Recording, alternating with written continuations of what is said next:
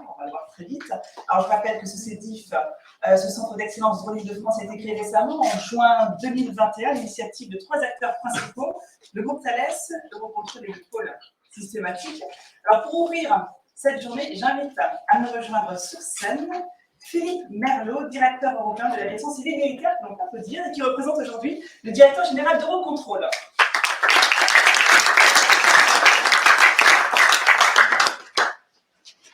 Bonjour à tous, Monsieur le Préfet, Messieurs les présidents d'agglomération, Messieurs les maires, Monsieur le directeur de l'agence Industrie Défense, Monsieur le vice-président Air Traffic Control et Digital de Thales, Monsieur le vice-président Stratégie et Public Affairs de Thales, Monsieur le président de Systématique Paris Région, Mesdames, Messieurs, nous sommes vraiment très heureux de vous accueillir aujourd'hui dans nos locaux d'Eurocontrol, ici à Brétigny, pour l'inauguration de ce nouveau centre d'excellence pour les drones en Île-de-France.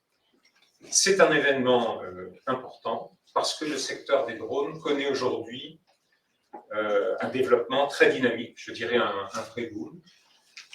Ce qui est remarquable, c'est que c'est un secteur de l'aviation qui n'a pratiquement pas vu son activité ralentir par la crise du Covid, contrairement à beaucoup d'autres. Au contraire, on connaît actuellement une accélération dans ces activités. C'est un secteur qui suscite actuellement beaucoup d'espoir et beaucoup d'ambition. Nous avons un foisonnement de projets très divers, proposant des services nouveaux, avec de fortes promesses de nouvelles activités économiques à forte valeur ajoutée. Et par exemple, j'ai en tête le projet de drone taxi, porté par Airbus d'un côté, et un projet concurrent porté par le Volocopter, et donc avec des marchés, un enjeu économique très important. Alors, beaucoup de ces projets atteignent aujourd'hui un niveau de maturité qui nécessite de commencer des expérimentations et des validations en situation réelle. Et c'est là tout l'objectif de ce nouveau centre d'excellence, centre d'expérimentation pour les drones. Alors, pour nous, Eurocontrol, il est très important que ce projet soit positionné ici à Brétigny. D'abord parce que Brétigny est en France et que l'industrie aéronautique française est en pointe en matière de développement de drones. Ensuite, parce que Brétigny est proche de Paris, les nouveaux services drones, c'est dans les zones de forte densité urbaine qu'ils seront les plus demandés, les plus attendus. Et en même temps, c'est dans les zones de forte densité urbaine qu'on aura les difficultés techniques et opérationnelles les plus fortes. Les défis à surmonter seront les plus importants. Et donc, la région parisienne, pour nous, est un site d'expérimentation particulièrement intéressant et particulièrement propice. Alors, à Eurocontrol, on est impliqué dans l'émergence des drones depuis longtemps. Pourquoi? Parce qu'on voit là arriver une nouvelle catégorie très importante d'usagers de l'espace aérien. Et l'espace aérien, la sécurité, la capacité, l'efficacité de la circulation aérienne, c'est notre cœur de métier à Eurocontrol. Et donc, voilà, on est obligé de s'y intéresser. Et en plus, on est intéressé à y participer parce que c'est un secteur émergent. Alors, actuellement, à Eurocontrol, on appréhende cette émergence des drones à 2 niveaux assez différents. Il y a un premier niveau européen, je dirais, où on cherche à favoriser l'harmonisation européenne en matière de standards, en matière de systèmes, en matière de procédures opérationnelles. On cherche à favoriser l'émergence d'un cadre réglementaire commun en Europe. C'est très important pour les opérateurs de drones. Voilà, ce processus européen est forcément un peu technocratique, un peu lourd. Et puis il y a un deuxième niveau, qui est celui qui nous intéresse aujourd'hui, qui est de rester le plus proche possible du terrain, le plus proche possible des projets industriels, Aujourd'hui, c'est l'industrie qui impulse le progrès et le développement des drones. Et ici, au centre expérimental de Brétigny, c'est notre mission que d'essayer de faciliter, de favoriser la mise au point, la validation et d'aider à la mise en service de tous ces nouveaux systèmes, de tous ces nouveaux drones. Donc, ici, l'objectif est vraiment très opérationnel et basé sur ce qui va se passer dans la vie réelle. Voilà, donc en conclusion, beaucoup d'espoir, beaucoup d'attentes, beaucoup d'ambition liées à ce projet de nouveau centre d'excellence de drone. Et je vais m'arrêter là, et j'en profite pour passer la parole à Laurent Renoux, qui est notre directeur de ce centre d'expérimentation, et qui va vous donner plus de détails sur la façon dont il a l'intention de contribuer à ce projet. Merci de votre attention.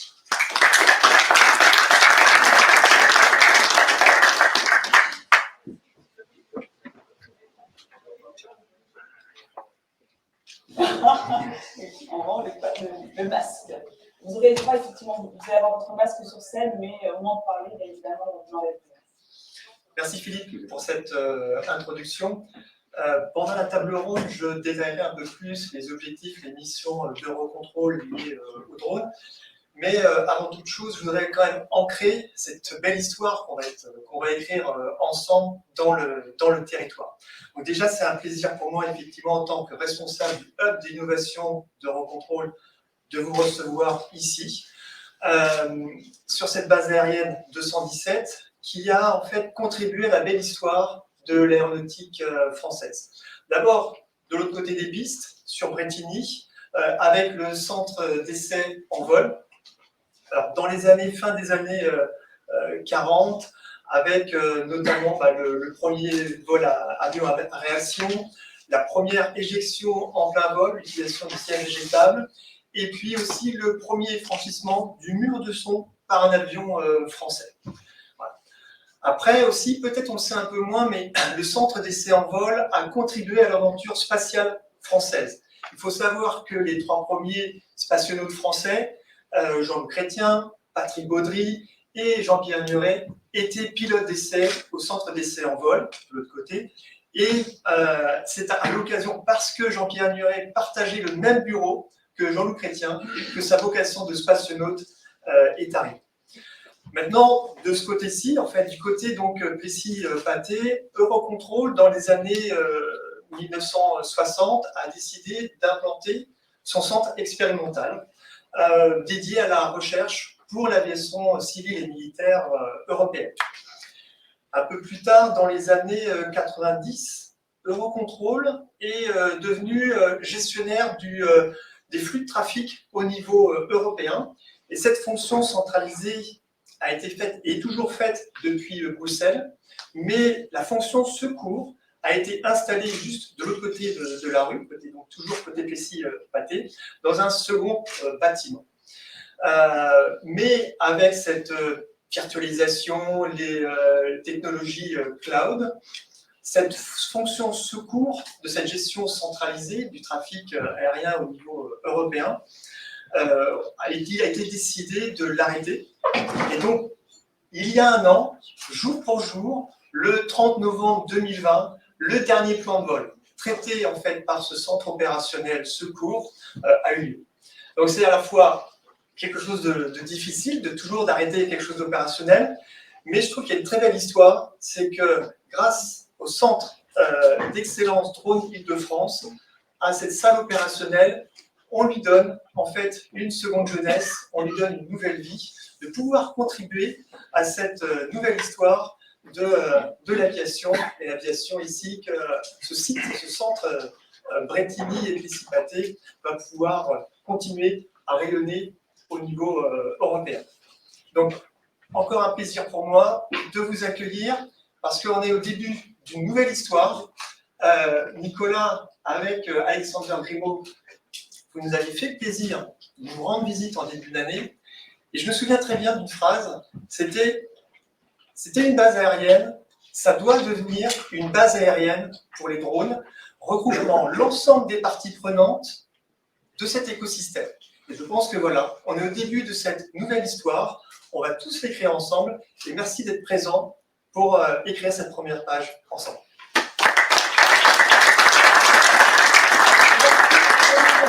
On va développer cette nouvelle histoire ensemble tout à l'heure lors de la table ronde. Juste avant, Madame Alexandra Dublanche, vice-présidente de la région Île-de-France, ne pouvait pas être des nôtres, mais elle a souhaité vous adresser un message vidéo, on l'écoute.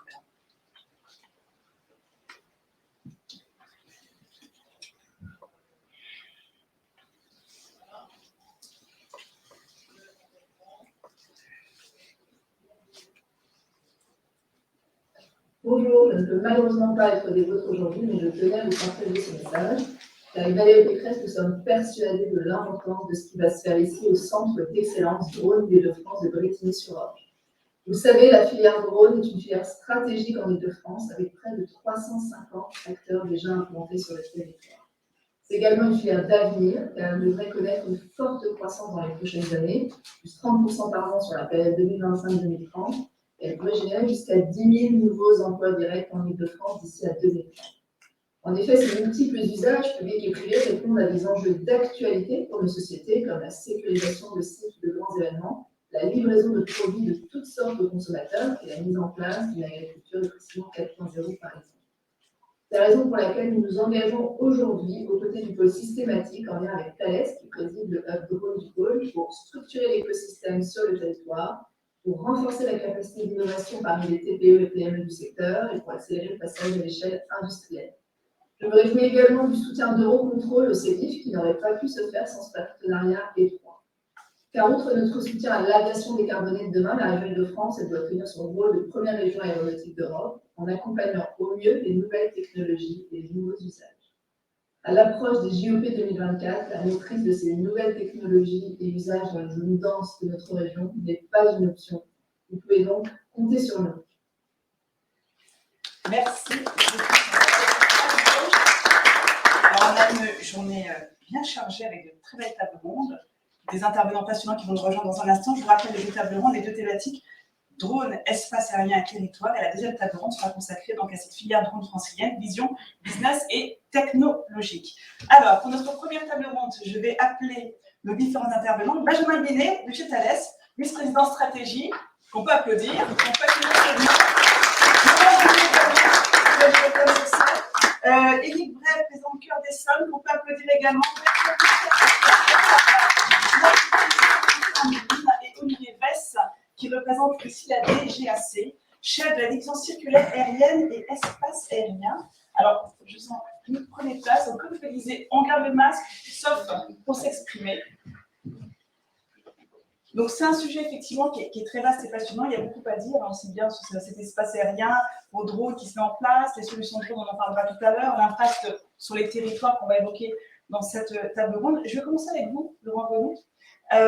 Vous avez fait un parallèle entre les passés aéronautiques du site et aujourd'hui on reste dans l'espace aérien, mais cette fois-ci avec les drones. Quand on a préparé justement cette rencontre, on avait dit qu'on est plutôt dans la même temporalité. On va apprendre en marchant. C'est-à-dire, on va apprendre en marchant. Vous avez tous un micro devant. Effectivement, vous m'entendez? Oui. N'hésitez pas à bien coller et vous pouvez, si vous avez votre place, très bien. Vous le collez bien contre votre menton, qu'on puisse bien nous entendre. Donc, effectivement, à travers le résumé, mais très, très rapide, de l'histoire de l'aviation, on voit qu'elle s'est construite sur les 50 dernières années. Et finalement, on est sur des générations tous les 10 ans, sur une aviation traditionnelle, si vous me permettez l'expression. Et là, avec ces nouveaux entrants, ces nouveaux utilisateurs de l'espace aérien, que sont les drones ou la mobilité aérienne urbaine, l'échelle de temps n'est plus la décennie, l'échelle de temps est l'année. La réglementation de l'EASA, c'est pour 2023, et on est sur une échelle de l'année. Et donc, ça veut dire que côté Eurocontrol, alors qu'on a une très forte expertise de l'aérien, c'est notre cœur de métier, il va falloir qu'on soit en capacité de s'adapter et de travailler en mode beaucoup plus court pour répondre aux besoins de l'industrie et des citoyens. Donc, c'est le challenge qu'on doit relever. On est prêt à le relever. Et pour ça, c'est vraiment très, très passionnant parce que ça remotive, on doit changer d'état d'esprit. Et c'est vraiment très, très intéressant. Alors, Benjamin Bédé, j'imagine que vous êtes d'accord avec ça. Chez TLS, on a aussi une vraie expérience du monde de l'aviation simple, hein, pour résumer. Est-ce qu'il y a des choses à garder de ce monde-là qu'on va pouvoir transposer dans le monde des drones ou là, on change complètement de monde, de fonctionnement? On va faire un peu des deux, en fait, je pense, Nathalie. Je rejoins relativement Laurent, en fait, sur ce qu'il a dit. On est dans un monde, en fait, qui va vraiment beaucoup plus vite, qui est accéléré par la technologie, en fait. Hein, les aspects technologiques, en fait, qui rentrent dans les drones. La 5G, l'intelligence artificielle, l'utilisation de la data vont accélérer nettement les rythmes, en fait, auxquels on est habitué dans le monde de l'aviation. En même temps, à un moment, en fait, les drones vont rentrer dans l'espace aérien. On va en reparler, je pense, pas dans quelques minutes. Et donc, à ce moment-là, il va y avoir une forme de déconfliction qu'il va falloir faire avec l'aviation, en fait. Et donc, ce qui est intéressant, c'est comment nous, effectivement, je parle au nom de Thales, mais comment nous, les différents acteurs, en fait, de cette filière drone, on peut prendre notre connaissance, notre excellence, en fait, dans le monde de la safety, de comment on fait l'espacement aérien, comment on gère, en fait, un trafic compliqué et des situations compliquées, etc. Et comment, de l'autre côté, en fait, on arrive à apporter des nouvelles technologies, de l'agilité, de la vitesse, puis de la coordination. Enfin, vous avez dit, c'est un projet tous ensemble, etc. Je pense qu'il y a beaucoup de leçons à prendre aussi des nouvelles technologies. Alors, avant de revenir justement sur ce sens qu'il va apporter concrètement, on va faire un point sur la réglementation avec vous, Olivier Vess, de la Direction générale de l'aviation civile. Hein, donc, vous réglementez depuis 2012 l'espace aérien, aussi bien pour les drones à usage loisirs ou professionnels.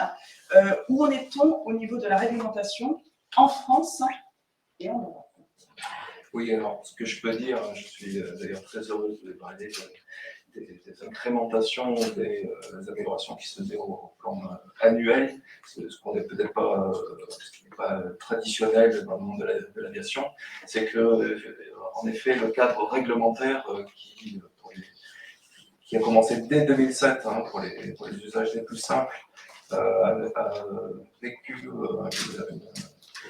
un retour d'expérience et a permis de faire évoluer ce cadre réglementaire. Et dès 2009, en fait, il y a eu une réglementation visant à encadrer ces usages professionnels, alors qui commençaient par être très simples dans un premier temps, mais en prenant en compte toute la sécurité et tout le retour d'expérience qu'il fallait. Dès 2012, le cadre d'emploi qui était défini, qui a évolué également en 2015, 2017 et 2020. Et c'est tout ce travail qui a permis à la France d'être un acteur qui compte aujourd'hui dans ce domaine. Absolument, la France a été parmi l'un des premiers Européens, si ce n'est mondial, à encadrer une telle pratique professionnelle. Alors, peut-être, comme il s'agit ici de parler d'espace aérien et de drones, d'être rappelé en quelques mots le processus de gestion de l'espace aérien. Alors, c'est une compétence partagée avec, je suis un représentant de la défense, donc c'est une compétence aviation civile et militaire, cette gestion de l'espace aérien et la réglementation de l'utilisation de cet espace. Et c'est dans ce cadre-là que les arrêtés ont pu être pris pour encadrer et permettre un essor de la filière, bien sûr, soutenue par les territoires. Il y a ce projet U-Space aussi. Alors, absolument. Alors, depuis 2018, il faut savoir que c'est l'Agence pour l'Union européenne de la sécurité aérienne qui est compétente pour la réglementation des drones, donc maintenant, quelle que soit leur masse. Alors, le cadre d'emploi actuel dans notre réglementation nationale permet de faire des choses, mais on sent que avec les usages qui vont se multiplier, on peut arriver à une certaine barrière. Le gros avantage, si vous voulez, de la mise en application d'une nouvelle réglementation européenne qui s'appelle U-Space, donc ça vise à créer des portions d'espace aérien à l'intérieur duquel le trafic drone sera géré comme à la manière un petit peu de l'aviation traditionnelle, bien que ça repose bien entendu sur une forte automatisation et et des données, voilà, des données numériques, comme ça peut être un peu moins le cas pour l'animation. Donc il va falloir gérer ce nouveau trafic aérien. Si on devait résumer, quels sont les prochains grands défis en matière de régulation pour vous, Alors, la Direction générale de l'aviation civile? on est en plein dedans, hein. C'est sur le EU Space, c'est dès 2023, début 2023, donc il va falloir se mettre autour de la table avec toutes les parties prenantes et décider, y compris la défense, y compris les territoires, la filière drone, afin de savoir comment on va pouvoir mettre en œuvre ces espaces U-Space. On va assurer leur intégration au niveau du territoire, c'est au niveau local. Absolument, parce que c'est une dimension qui prend tout son sens pour le trafic drone, l'ancrage dans le territoire local. Alors au niveau du territoire, qu'en est-il? Éric Brève, Cœur d'Essonne. Alors Éric Brève, vous allez pouvoir prendre un micro. Vous êtes des précurseurs sur le territoire. Donc, le territoire a porté très, très tôt la filière drone comme une des filières innovantes. Et ça, vous en êtes très fiers. Oui, on en est très fiers à Cœur d'Essonne. On est innovant un peu dans tous les domaines, mais sur la filière drone particulièrement, puisque dès fin 2013, au travers des discussions qu'on a eues avec l'État pour la cession de la base 217, qui est sur d'ailleurs 2 agglomérations, Cœur d'Essonne agglomération et la CCE, dès fin 2013, au travers du contrat de redynamisation du site de défense, l'État et Cœur d'Essonne, enfin à l'époque le Val d'Orge puis Cœur d'Essonne, on a initié la filière drone sur ce territoire-là. On a avancé ensemble et avec des partenariats forts. Et on a d'ailleurs créé ce qu'on appelait à l'époque un cluster drone. Et puis aujourd'hui, on est avec Systématique parce qu'on voit bien qu'il faut aller un peu plus loin encore au niveau de la région Île-de-France. Donc oui, on a été précurseurs avec des potentialités extrêmement fortes. On parlait de territoire, et bien ici, sur ce territoire-là, sur la base aérienne, il y a aujourd'hui des espaces de vol extérieurs, un corridor de vol particulièrement important entre nos 2 agglomérations et qui va conduire à des expérimentations et qui a déjà conduit à des expérimentations, un radar aussi. Et je crois que c'est comme pour tout ce que nous faisons dans ce territoire, l'innovation est au cœur de la motivation de Cœur d'Essonne. Nous portons cette filière, je le disais, depuis 2013, avec c'est haut et c'est bas, et parfois c'est compliqué de démarrer trop tôt. C'est un peu, c'est vrai qu'en 2013, on parlait peu des drones, mais nous, on y a cru, on a dit banco, et on a, avec l'État, encore une fois, monté cette filière et utilisé ce qui était la potentialité, à savoir ces espaces de vol, la piste, puisque sur cette base, il y a une piste d'un peu plus de 3 km de long, et la piste qui est un élément essentiel, pas seulement d'ailleurs pour les drones, hein, mais pour toutes les activités que nous faisons autour. Puis vous avez rappelé l'histoire du centre d'essai en vol. Là aussi, tout à l'heure, on inaugurera sur la commune de Brétigny, puisque ici, je suis très à cheval sur la géographie, ici nous sommes Saint-Plessis-Pâté, mais tout à l'heure, nous serons à Brétigny, c'est aussi ça une agglomération. Nous inaugurerons un bâtiment dédié aux drones et un bâtiment que je vous invite à venir voir parce qu'il est totalement innovant. Et il répond, d'ailleurs on l'a construit avec les partenaires du drone, il répond, je l'espère, complètement aux besoins, c'est-à-dire il y a des vols indoor, intérieurs, on a fait tout un espace de vol intérieur, on essaye de concentrer tout ce qui fait l'intelligence aujourd'hui autour du drone, et puis bien évidemment il y a ces espaces de vol extérieurs qui sont essentiels aujourd'hui pour pouvoir tester et avancer, et puis essentiels sans doute dans les 10 à 15 ans à venir, parce que je pense que même si je ne suis pas un spécialiste, le drone va prendre une importance considérable dans les déplacements aériens. Et qu'attendez-vous de cette filière, vous, en tant que territoire? Nous, c'est la préoccupation des élus, c'est toujours la même. Hein. Nous, on a un slogan qui est « rapprocher l'emploi de l'habitat ». C'est ce qu'on fait sur la base aérienne, il y a environ 5 000 emplois aujourd'hui. Vous êtes passé devant, je disais tout à l'heure, le leader mondial du pain industriel, le leader mondial de la peinture automobile et notamment des vernis. Donc, et puis de l'autre côté, il y a Amazon, que tout le monde connaît. Donc, l'ambition pour nous, au travers de cette filière, c'est rééquilibrer l'emploi, c'est accompagner non seulement des startups, mais des grandes entreprises, comme Thales, bien évidemment, comme Eurocontrol, puisque ici, ils sont sur le territoire de Cœur d'Essonne. Et donc, bien sûr, nous, on cherche à faire tous les emplois possibles de toute catégorie, de tout type. Et le drone est une des filières qu'on va porter, qu'on continue à porter avec l'État pour créer des emplois, tout simplement. Puis Et accompagner. réussir cette cohabitation, Et parce réussir qu'on est territoire voilà. habitant également, dit Tout à habitant. fait. Et réussir une cohabitation un peu particulière, puisque en face d'Amazon et de ce bâtiment dédié au drone, vous avez une ferme agroécologique qui est sur 50 hectares, qui a produit cette année 230 tonnes de légumes. Et nous portons une filière totalement innovante de l'agriculture aujourd'hui. Donc, vous voyez, c'est cette articulation d'innovation. Et le maître mot pour nous, c'est ça, c'est l'innovation. Et puis, dire banco, faire des paris. Et le drone étant des paris, ça prend du temps. Mais aujourd'hui, j'espère que ça décolle pleinement. Il n'y a pas de raison que ça ne marche pas. C'est qu'en préparant justement cette table ronde, Eric Brel, vous m'avez dit, moi j'attends beaucoup de systématiques. Oui, non, mais on a des partenariats multiples.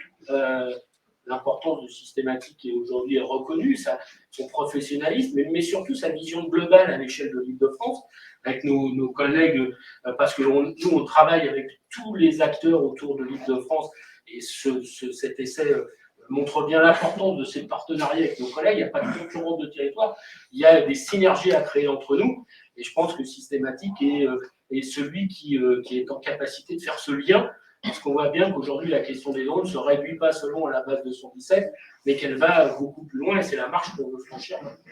Bertrand Poucard, vous êtes d'accord avec ça, la co-construction. On avance tous ensemble. En tant que vice-président de charge de la Smart City à Saint-Quentin en Yvelines, je vous pose la même question, donc la co-construction, mais également justement ce que vous attendez de cette nouvelle technologie, parce qu'il y a toute une transversalité de projets possibles pour un territoire.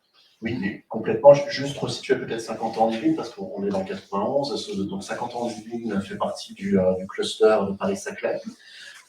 Saclay plutôt pour la partie, je dirais, études, et 50 ans en Yvelines plutôt pour la partie expérimentation. On en a parlé tout à l'heure, c'est important. On est un territoire des Yvelines dont le PIB est particulièrement important, parce qu'on héberge beaucoup de grandes sociétés avec 2-3 filières importantes, celle de l'automobile avec bien sûr le Technopole de Renault, mais aussi celle de l'aviation, puisqu'on héberge Thales, on héberge Safran, on héberge Airbus. On a une école qui est l'ESTACA, qui est connue aussi de façon importante au niveau ingénierie. Donc c'est un territoire qui est important. On ne voulait pas, on l'a dit, mon collègue, je le remercie, d'avoir investi fortement dans ces innovations-là. L'idée de Saint-Quentin, c'est pas refaire ce qu'a fait mon collègue, mais c'est comment on peut l'utiliser. Et donc, par rapport à cette expérimentation-là, moi, j'ai la chance de porter le projet de Smart Territoire sur Saint-Quentin-en-Yvelines. On a déjà des utilisations de drones autonomes aujourd'hui, pour l'agriculture, on l'a dit. Je conseiller départemental aussi. Donc, on a le SDIS, les pompiers qui l'utilisent de façon très pertinente, je dirais. Nous, c'est d'essayer d'avoir Saint-Quentin-en-Yvelines comme un territoire d'expérimentation et concrètement de créer un corridor aérien qui permette effectivement, en reliant ces bases-là, de pouvoir travailler sur l'usage du drone.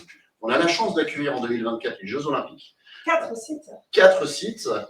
Et donc d'avoir un usage vraiment multiple. Alors, on aurait adoré les fameux drones taxis, on ne sait pas si ça sera prêt ou pas. Il y a une certaine concurrence de territoire aussi a priori là-dessus. Co-construction. Co-construction. Mais on a plein d'usages importants. On a aussi la faculté de médecine sur 50 ans d'Yvelines. On va essayer de créer l'hôpital 2.0 qui est numérique. Donc c'est vrai que l'usage du drone dans un corridor aérien pour la notion d'urgence, l'accent y est important. On a cette notion de média aussi, parce qu'effectivement, quand on filme, on reçoit les Jeux Olympiques pour le golf. On a vraiment une nouvelle manière de pouvoir visionner à travers le monde. Au-delà de ça, l'intérêt, surtout industriel, on l'a dit, c'est là où on va tous gagner de l'argent là-dessus, c'est effectivement comment on peut avoir cette expérimentation, ce couloir aérien, et comment on fait en sorte que nos habitants acceptent. Parce qu'on l'a dit, faire voler des drones dans un espace urbain, c'est pas toujours très simple. Et si on va sur des choses très concrètes qui touchent l'utilisateur, je pense qu'on y arrivera comme d'habitude. Voilà. Donc c'est vraiment l'intérêt que l'on porte à cette grande cause. Je suis très content de participer à cette table. Alors j'ai vu Benjamin Binopine du chef, vous avez dit l'acceptabilité des habitants, c'est vrai. Ça fait partie effectivement des inquiétudes en matière d'intégration de ces drones dans notre quotidien. Oui. Alors, effectivement, pour rejoindre les deux derniers intervenants, il y a qu'est-ce qui est vraiment particulier en fait dans le monde des drones. En fait, c'est sa dimension locale. Voilà. Et si je dois encore comparer à l'aviation, et au monde dont on vient avec Laurent de l'aviation, etc. L'aviation, c'est international, c'est européen, c'est français. Alors vous allez me dire, il y a 5, la France est découpée en 5, on ne va pas rentrer dans ces détails, mais ça reste quand même quelque chose de très centralisé en fait au niveau de l'État, en fait, la DGAC, etc. Ce qui est intéressant au niveau des drones, c'est qu'on retrouve cette dimension-là. Je veux dire, il fallait recontrôler là, la régulation du space, elle est européenne. Les financements, l'innovation vont aussi se faire au niveau de l'État, la régulation va s'appliquer au niveau de l'État en France, mais il y a vraiment une dimension en fait régionale et une dimension même très locale en fait dans l'utilisation du drone. Une des raisons très simples en fait, c'est que le monde de l'aviation, c'est des grandes compagnies aériennes qui traversent la France. Les drones, c'est pas quelques compagnies aériennes, ça va être des centaines, des milliers en fait d'utilisateurs privés, publics, des services publics, des services privés, etc. Sur des longues distances régionales, sur des très courtes distances locales, etc. Donc en fait, on rentre dans un monde très local. Donc on rentre effectivement sur la partie opération, on va se poser plein de questions sur les fils électriques, la hauteur des buildings, la manifestation, l'autoroute, etc. Qui est vrai que dans l'aviation, en fait, on est au-dessus d'une certaine altitude, donc on ne se pose pas ces questions-là. Et effectivement aussi, donc je reviens sur votre point, c'est intéressant l'aspect de la population, puisque on est beaucoup d'acteurs, des acteurs publics qui viennent du monde de l'aviation. On connaît en fait la problématique de l'aviation, de la pollution, etc. On en parle beaucoup en ce moment, etc. Mais celle des drones, elle est très différente. Celle des drones, elle est très différente. La plupart des drones, ils vont quand même utiliser du kérosène, etc. Donc on n'est pas dans la même problématique. En revanche, on est encore une fois dans un appareil qui va être beaucoup plus près de nous physiquement, qui va émettre un bruit, peut-être un bruit moindre qu'en aviation, etc. Et tout, qui va poser des problèmes de sécurité, etc. Donc c'est vraiment, c'est essentiel, je dirais, au niveau économique, au niveau pratique, au niveau opérationnel, mais aussi au niveau de la population, etc. Tout cet aspect vraiment local dans le monde drone qui est relativement nouveau pour nous. Les acteurs de l'aviation, et on est ravis en fait justement de pouvoir travailler avec des préfectures, des mairies, des agglomérations. Pour trouver des solutions drone, étant donné que ces drones vont faire partie de notre quotidien. Alors, Laurent Renou, Éric Brève le rappelait tout à l'heure, donc avec ce corridor, on va pouvoir faire de vraies expériences. Là, on quitte le simulateur grâce à ce centre. On quitte le simulateur, mais cependant, le simulateur sera toujours nécessaire. Alors, je vais faire d'abord une parenthèse sur la simulation, parce que vous tendez la perche sur la partie simulation. Et effectivement, en fait, par rapport à l'aviation civile, on va dire, et traditionnelle, Eurocontrol s'est doté d'une capacité unique avec nos simulateurs ici. C'est notre capacité de simuler n'importe quel espace aérien européen. Alors, soit pour la recherche, pour définir de nouveaux concepts et moderniser l'aviation, soit pour améliorer la gestion de trafic entre pays essentiellement. Donc, ici, sur terrain neutre, c'est aussi l'avantage d'Eurocontrol, c'est qu'on est neutre. Deux pays peuvent venir et revoir leur flux de trafic à la frontière de ces deux pays et pour améliorer les flux de trafic, que ce soit d'un point de vue environnemental ou économique. Maintenant, cette forte capacité de simulation qui est unique en Europe, il est nécessaire de la compléter avec cette nouvelle dimension drone. Donc là, on a déjà des discussions, que ce soit Thales ou Airbus, on va essayer d'assembler différentes briques. Et une autre chose, c'est qu'on va essayer, dans cette salle d'opération qu'on met à disposition pour opérer le couloir drone, de mettre à côté, justement, la simulation. Et de mélanger simulation et espace réel pour être en capacité de mettre ensemble à la fois la théorie et la pratique. Et je pense qu'on ira vraiment encore plus vite si on est capable d'assembler ça. Donc ça va être justement, à mon avis, une valeur ajoutée que va pouvoir donner Eurocontrol à cet écosystème. Je reviendrai sur la dimension européenne après plus tard. Ce que je trouve aussi intéressant, j'imagine, pour Thales, c'est cette collecte de données opérationnelles qui va être réelle. Là encore, si on fait un parallèle avec le monde de l'aviation classique, la collecte des données est complètement différente. Oui, c'est là que... Elle est moins utilisée dans l'aviation classique. Dans l'aviation classique, la donnée est très peu utilisée, la donnée est considérée comme très souveraine. Elle est utilisée, elle est gardée en fait pour des raisons en cas d'accident en fait. Actuellement, c'est comme ça qu'on pense la donnée dans le monde de l'aviation, c'est-à-dire qu'on la conserve si jamais il s'est passé quelque chose pour comprendre ce qui s'est passé. Mais d'abord, on ne la conserve pas pour des utilisations opérationnelles, commerciales, etc. Et on n'utilise pas non plus la donnée live en fait comme une donnée d'optimisation. Je ne vais pas rentrer pourquoi, etc. Tout c'est assez complexe. On est dans des systèmes assez complexes, etc. Encore une fois, les drones ont une nouvelle page. Il y a beaucoup de nouveaux acteurs. Il y en a quelques acteurs qui étaient déjà dans mon émission. On ouvre quand même une nouvelle page avec de nouvelles technologies. Et on veut justement utiliser cette donnée, notamment parce que les utilisateurs, encore une fois, sont différents. Les utilisateurs, une entreprise de distribution, on a cité des noms, etc. Il y en a beaucoup autour d'ici, donc il va vouloir faire la livraison, etc. Ce concept, actuellement, quand on fait la livraison routière, ce concept de données live, elle l'a. Hein, ces camions sont équipés de certain nombre de tracking, etc. Tout. Donc, ça, c'est des données qu'on va vouloir avoir dans le drone pour des raisons, en fait, rien qu'opérationnelles, etc. Et je dirais, nous, de l'autre côté de la barrière pour l'espace aérien, on va vouloir aussi en fait, utiliser cette donnée pour optimiser au maximum les flux. Et c'est vrai que c'est là qu'un acteur comme Thales, où à la fois on apporte notre connaissance aéronautique, notre connaissance des drones, mais aussi notre partie de grands groupes technologiques, voilà, qu'est-ce que le traitement de la data, l'intelligence artificielle, la cybersécurité, parce qu'on protège ces données. Alors, un mélange de données privées, encore une fois, donc des données d'utilisateurs, comme je parlais des groupes de distribution. Derrière les groupes de distribution, il y a les données personnelles des gens. Vous savez à quel point c'est important, le nom de la données personnelles. Il y a aussi des données de l'État. À partir du moment où on va utiliser des services publics, des services de pompiers, des services de police, etc., des services municipaux. Voilà. Donc, c'est comment on gère effectivement au mieux et comment on protège et on gère au mieux, on fait quelque chose de cette donnée. Est-ce qu'elle peut apporter au drone, cette donnée? Oui. Alors, pour finir, j'aimerais bien qu'on revienne effectivement sur la dimension européenne qui est importante là aussi, Laurent Renaud, notamment, donc, ça fait partie des missions d'Eurocontrol, pardon, c'est de partir vraiment de projets territoriaux, locaux et leur donner une dimension européenne. Tout à fait. Il faut savoir que donc, hier, à Bruxelles, a été relancé le réseau des initiatives drones. Et au niveau européen, il y a à peu près une cinquantaine d'espaces dédiés justement à la validation à ces espaces drones. Donc, pour nous, en tant qu'Eurocontrol, notre rôle va être de les mettre en réseau, de sorte que les leçons apprises sur un site soient le plus rapidement possible à disposition des autres centres et vice-versa. Essentiel aussi parce que dans la fourniture de services liés aux drones, on va devoir être en capacité de les valider. Donc ça, avec nos simulateurs, c'est l'intérêt.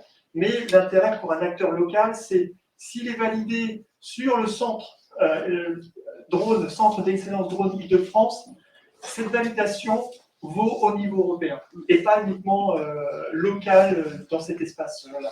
Donc, notre rôle va être en fait de développer des méthodologies qui vont être en capacité d'être vérifiées sur n'importe quel centre de validation au niveau européen. Je pense que c'est très important localement pour un fournisseur d'un service drone de dire ça y est, je suis donc estampillé, validé ici grâce à une méthodologie définie par Eurocontrol et en conséquence, je peux offrir ce service au niveau européen. Par rapport à cette compétition, je pense que la compétition, elle n'est pas entre les territoires, elle n'est pas au niveau national. C'est l'Europe avec le reste du monde. En fait, nous, notre philosophie au niveau de Eurocontrol, c'est bien, on est bien dans une compétition mondiale et comment en fait on peut aider cette industrie locale, l'industrie européenne, à être fort vis-à-vis des autres continents.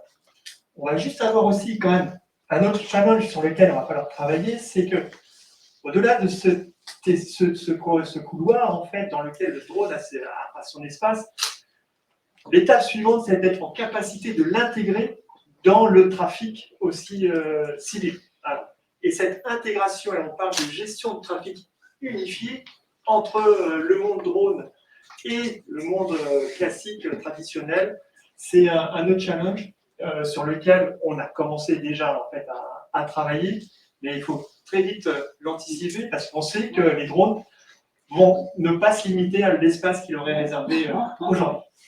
Merci beaucoup, Laurent Renaud. Un dernier petit tour de table, Olivier Vest, et ensuite, pour peut-être un dernier message important à faire passer par rapport justement à ce drone, les enjeux avec l'espace aérien, les territoires. Ensuite, Éric Brève, Bertrand Poker, en finir avec vous, Benjamin Binet, qui a terminé cette table ronde. Je vous ai vu aussi.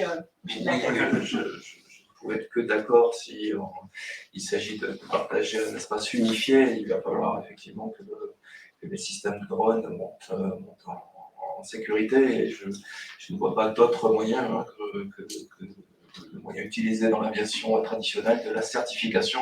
Alors ça va demander beaucoup de travail, parce que qui dit certification dit des normes à respecter, et c'est peut-être pas évident d'insérer ça sur des systèmes de taille modeste.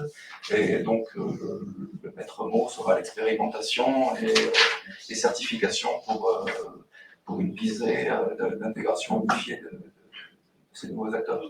Merci Olivier Vess. Éric Brève, un dernier message à faire passer. Oui, un dernier message. Je crois qu'on est tous d'accord pour dire que c'est l'importance de cette filière drone. Moi, je reviens sur un élément, c'est l'acceptabilité effectivement par les territoires, mais surtout par nos habitants. Et notre rôle, c'est à la fois de porter l'écosystème industriel. Nous ne sommes pas des spécialistes, mais nous accompagnons, et c'est notre rôle au quotidien, et on aura un rôle extrêmement important ensemble de faire accepter finalement cette nouvelle arrivant dans l'espace aérien très, très bas à nos habitants. Et je pense qu'effectivement, nous avons ce travail à mener dès maintenant parce qu'il faut que les habitants acceptent à la fois ces nouvelles technologies qu'ils connaissent, mais ils n'ont tout pas vu, à mon sens, encore les énormes possibilités que ça va offrir, mais aussi les nuisances, ou en tout cas cette idée que peut-être il pourrait y avoir des difficultés, alors qu'on sait que c'est une filière extrêmement importante et forte, créatrice de richesses et d'emplois. Donc voilà à quoi on doit maintenant, nous, territoires, travailler, non pas le volet technique, mais plutôt, comme toujours, le volet humain. L'avantage sur votre territoire, c'est que ce ne sent pas perçu comme une nébuleuse technologique, puisqu'ils grandissent avec finalement. Oui, non, je crois qu'à la fois au contrôle, les avions, etc., c'est l'histoire de notre territoire, bien évidemment, mais vous savez, ce territoire, il bouge, il évolue, il y a de plus en plus de populations qui arrivent, et notamment de la petite couronne et de Paris, mais avec des populations qui n'ont pas tout à fait les mêmes habitudes, qui n'ont pas l'histoire de ce territoire, et à qui il faut réexpliquer les choses, mais c'est normal, ça fait partie de notre pédagogie, enfin de ce qu'on fait au quotidien avec nos habitants, et c'est le volet campagne, avec tout ce que ça comporte. Vous voyez, aujourd'hui, les gens qui arrivent dans les villages, la cloche de l'église sonne, il faut l'arrêter, les vaches font du bruit, il faut les arrêter, etc. etc. C'est ce à quoi nous sommes confrontés au quotidien, à nous de faire preuve de pédagogie, mais aussi d'ambition, parce qu'on doit faire comprendre à nos habitants que si on a une vraie ambition pour ce territoire, et cette filière qui est d'importance, l'avait dit, européenne dans une compétition mondiale, et on doit y prendre notre part, et nos habitants doivent y prendre leur part. Maintenant, à nous de trouver le curseur qui va bien. Voilà. Merci beaucoup, Éric Brève. Bertrand Coquart, et pour finir, Benjamin Binet. Oui, rapidement, c'est intéressant de parler de la data, parce que c'est vrai qu'aujourd'hui, ce qui fait peur aux habitants, c'est que le drone est plutôt vu comme un type espion, en fait. Donc, comment on va pouvoir espionner les gens, regarder, c'est assez intrusif. Donc, la data, c'est quelque chose qui est important, on en a tous besoin sur le numérique, et je crois que le rôle, mon collègue l'a dit, essentiel des collectivités territoriales et de communautés de 50 ans d'Yvelines, c'est vraiment d'être le tiers de confiance, en fait, entre les industriels et les compagnies commerciales, pour s'assurer que la data soit maîtrisée, pour s'assurer que l'usage correspond à ça. Et le deuxième, et on est très friand à 50 ans d'Yvelines, c'est cette terre d'expérimentation. Je fais vraiment appel à tous les industriels qui sont ici. Voilà, on a un appétit féroce pour pouvoir faire en sorte que nous innovons et nous soyons votre bac à sable pour faire en sorte qu'on délivre derrière un service public plus important et que nos filières, nos sociétés puissent s'éclater. Et la finalité de tout ça, c'est quand même gagner de l'argent. Donc, c'est ça que vertueux. Merci beaucoup, Bertrand Coquart. Et pour finir, Benjamin Binet. Je peux rebondir sur ce que Bertrand vient de dire. Le match a commencé. Voilà. Non, je voulais remercier, en fait, justement. On est ravis d'être un des enfants du bac à sable, en fait. C'est vraiment un point important. Je voulais remercier les collectivités locales, la région, la DGAC, le support d'Eurocontrol et tout, pour nous permettre, en fait, de faire ce genre d'expérimentation dans ces DIF. C'est vraiment, ça va être une belle expérience en France. effectivement, et on a, en tant que Thales, donc, cette grande ambition, effectivement, de travailler sur cette intégration en fait, des drones dans un espace aérien, je dirais, plus classique. Et effectivement, avec ces deux défis, hein, le premier défi, c'est le défi technologique de l'automation, en fait, hein, où il y a un monde très humain et dans un monde plus automatisé. Et ensuite, le défi, effectivement, de la régulation, de la safety, etc. On travaille avec les différentes agences pour assurer une sécurité parfaite d'une telle intégration. Voilà. Merci beaucoup à tous les 5. On peut vous applaudir.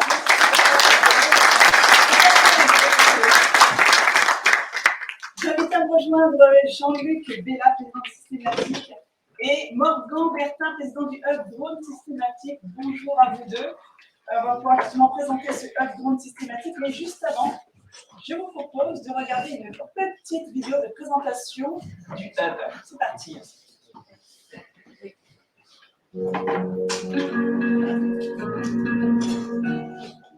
Parce que les drones sont destinés à faire partie intégrante de notre quotidien, le Hub Drone mobilise l'ensemble de ses forces et de ses atouts afin de jouer pleinement son rôle d'accélérateur de la filière sur la scène nationale, européenne et internationale. Bénéficiant de la synergie des autres hubs et enjeux du pôle systématique, ces actions ont d'abord pour but d'animer et fédérer un écosystème d'excellence. Le Hub Drone de Systématique ambitionne de favoriser l'émergence de nouveaux projets de R&D et de cas d'usage inspirants, de permettre la montée en puissance de champions industriels français et d'accompagner la puissance publique dans la validation et certification des opérations drones. Le Hub Drone s'attache à renforcer la dynamique de la filière francilienne et à accélérer son développement tout en préservant son ancrage territorial et en recréant les liens avec les clusters de France. Il va mobiliser ses adhérents, start-up, PME, ETI, grands groupes institutionnels, académiques, territoires et collectivités afin d'agir comme accélérateur de l'innovation, contributeur à la création d'emplois qualifiés et facilitateur du passage à l'échelle industrielle en offrant un outil opérationnel adapté aux expérimentations des drones. Le Hub Drone assure également la gestion d'un espace de vol de 300 hectares situé à Brétigny-sur-Orge, terrain de jeu unique qui permet aux acteurs de la filière de développer l'industrialisation de leurs technologies. Le Hub Drone se donne enfin l'objectif de contribuer au rayonnement mondial des pépites françaises en facilitant leur participation à de nombreux appels à projets européens et internationaux. Alors, on va vous dire, je me présente ce hub. Alors, Jean-Luc Bella, pourquoi la création d'un hub drone chez Systématique et comment ce nouveau hub va-t-il s'articuler avec les autres existants déjà? Alors, bonjour à toutes et à tous. Pourquoi la création? Alors, il y a tout un historique sur la mise en place, mais fondamentalement, l'activité autour des drones et des services est un espace d'innovation fantastique. Pour ceux qui voyagent, moi j'ai l'occasion de le voir à Dubaï, Tokyo, à Hangzhou, à San Francisco, à Haïfa. À chaque fois dans ces villes, il y a une dynamique autour des activités des drones. Par exemple, à Dubaï, avec beaucoup de développement sur la sécurité. Et qu'est-ce qu'on voit? En fait, on voit les drones embarquent tout un tas de technologies, des capteurs optiques, des logiciels libres et avancés, du processing qu'on a dans Systématique. Donc, naturellement, en fait, c'est le mariage de l'ensemble des choses qui est très important et motivant pour Systématique. Alors, en même temps, ce qu'on voit aussi dans les villes que j'ai citées, c'est que se sont construits des écosystèmes puissants. Et il y a une époque où aujourd'hui, il y a des ruptures fortes, pas simplement portées par les technologies, comme on l'a vu, mais portées par les transitions sociétales, qu'on voit sur le climat. La puissance d'un écosystème pour accélérer ces innovations, c'est un élément majeur. Et donc, c'est vraiment ce qu'on veut faire, c'est vraiment ce qu'on veut porter. Et on voit ici qu'on a un écosystème extrêmement puissant, avec une implication de grands acteurs, de plus petites entreprises, avec un espace aussi pour créer des entreprises, avec des collectivités territoriales, des acteurs régionaux, l'État. Enfin voilà, il y a toute la matière pour vraiment aller très vite. Et il faut dire une chose, personne n'a dit, mais que en fait toutes les bonnes idées qui vont émerger, elles ne sont pas sur les papiers aujourd'hui. Et c'est vraiment cet espace-là qu'il faut pousser pour aller chercher des idées nouvelles. Et c'est vraiment le métier. Brainstorming, quoi. voilà, le métier de systématique, c'est d'animer cet écosystème et c'est ça la motivation fondamentale. Alors justement, ma deuxième question, c'est vos ambitions pour ce pôle systématique avec cette filière drone. Vous avez en partie répondu à cette question. Vos ambitions, les ambitions du pôle systématique. Les ambitions, les ambitions, nous, le pôle systématique, avec ses 900 membres, c'est 7 hubs maintenant, et puis ces 3 espaces d'enjeux où on pense le futur. Notre ambition, c'est vraiment de développer l'innovation en France. Notre conviction forte, qu'on dit depuis plusieurs années qu'il y a des ruptures importantes qui émergent, qui n'étaient pas toujours entendues en France, en fait, il faut dire les choses, mais que les gens, en fait, la pandémie, il n'y a pas grand-chose de bon dans la pandémie, mais il y a peut-être une chose, c'est que les gens ont compris l'accélération de ces transitions dans les modes de travail, dans la mise en place de nouveaux services. On le voit, c'est pas encore tout à fait senti, mais ça va s'accélérer dans les 4-5 ans qui viennent sur l'impact du climat. On va passer à une électrification de l'énergie forte, on va complètement changer la mobilité. Donc, notre ambition, c'est vraiment de développer, d'anticiper toutes ces ruptures. Le seul remède qu'on a par rapport à ces ruptures industrielles et de services, c'est l'innovation.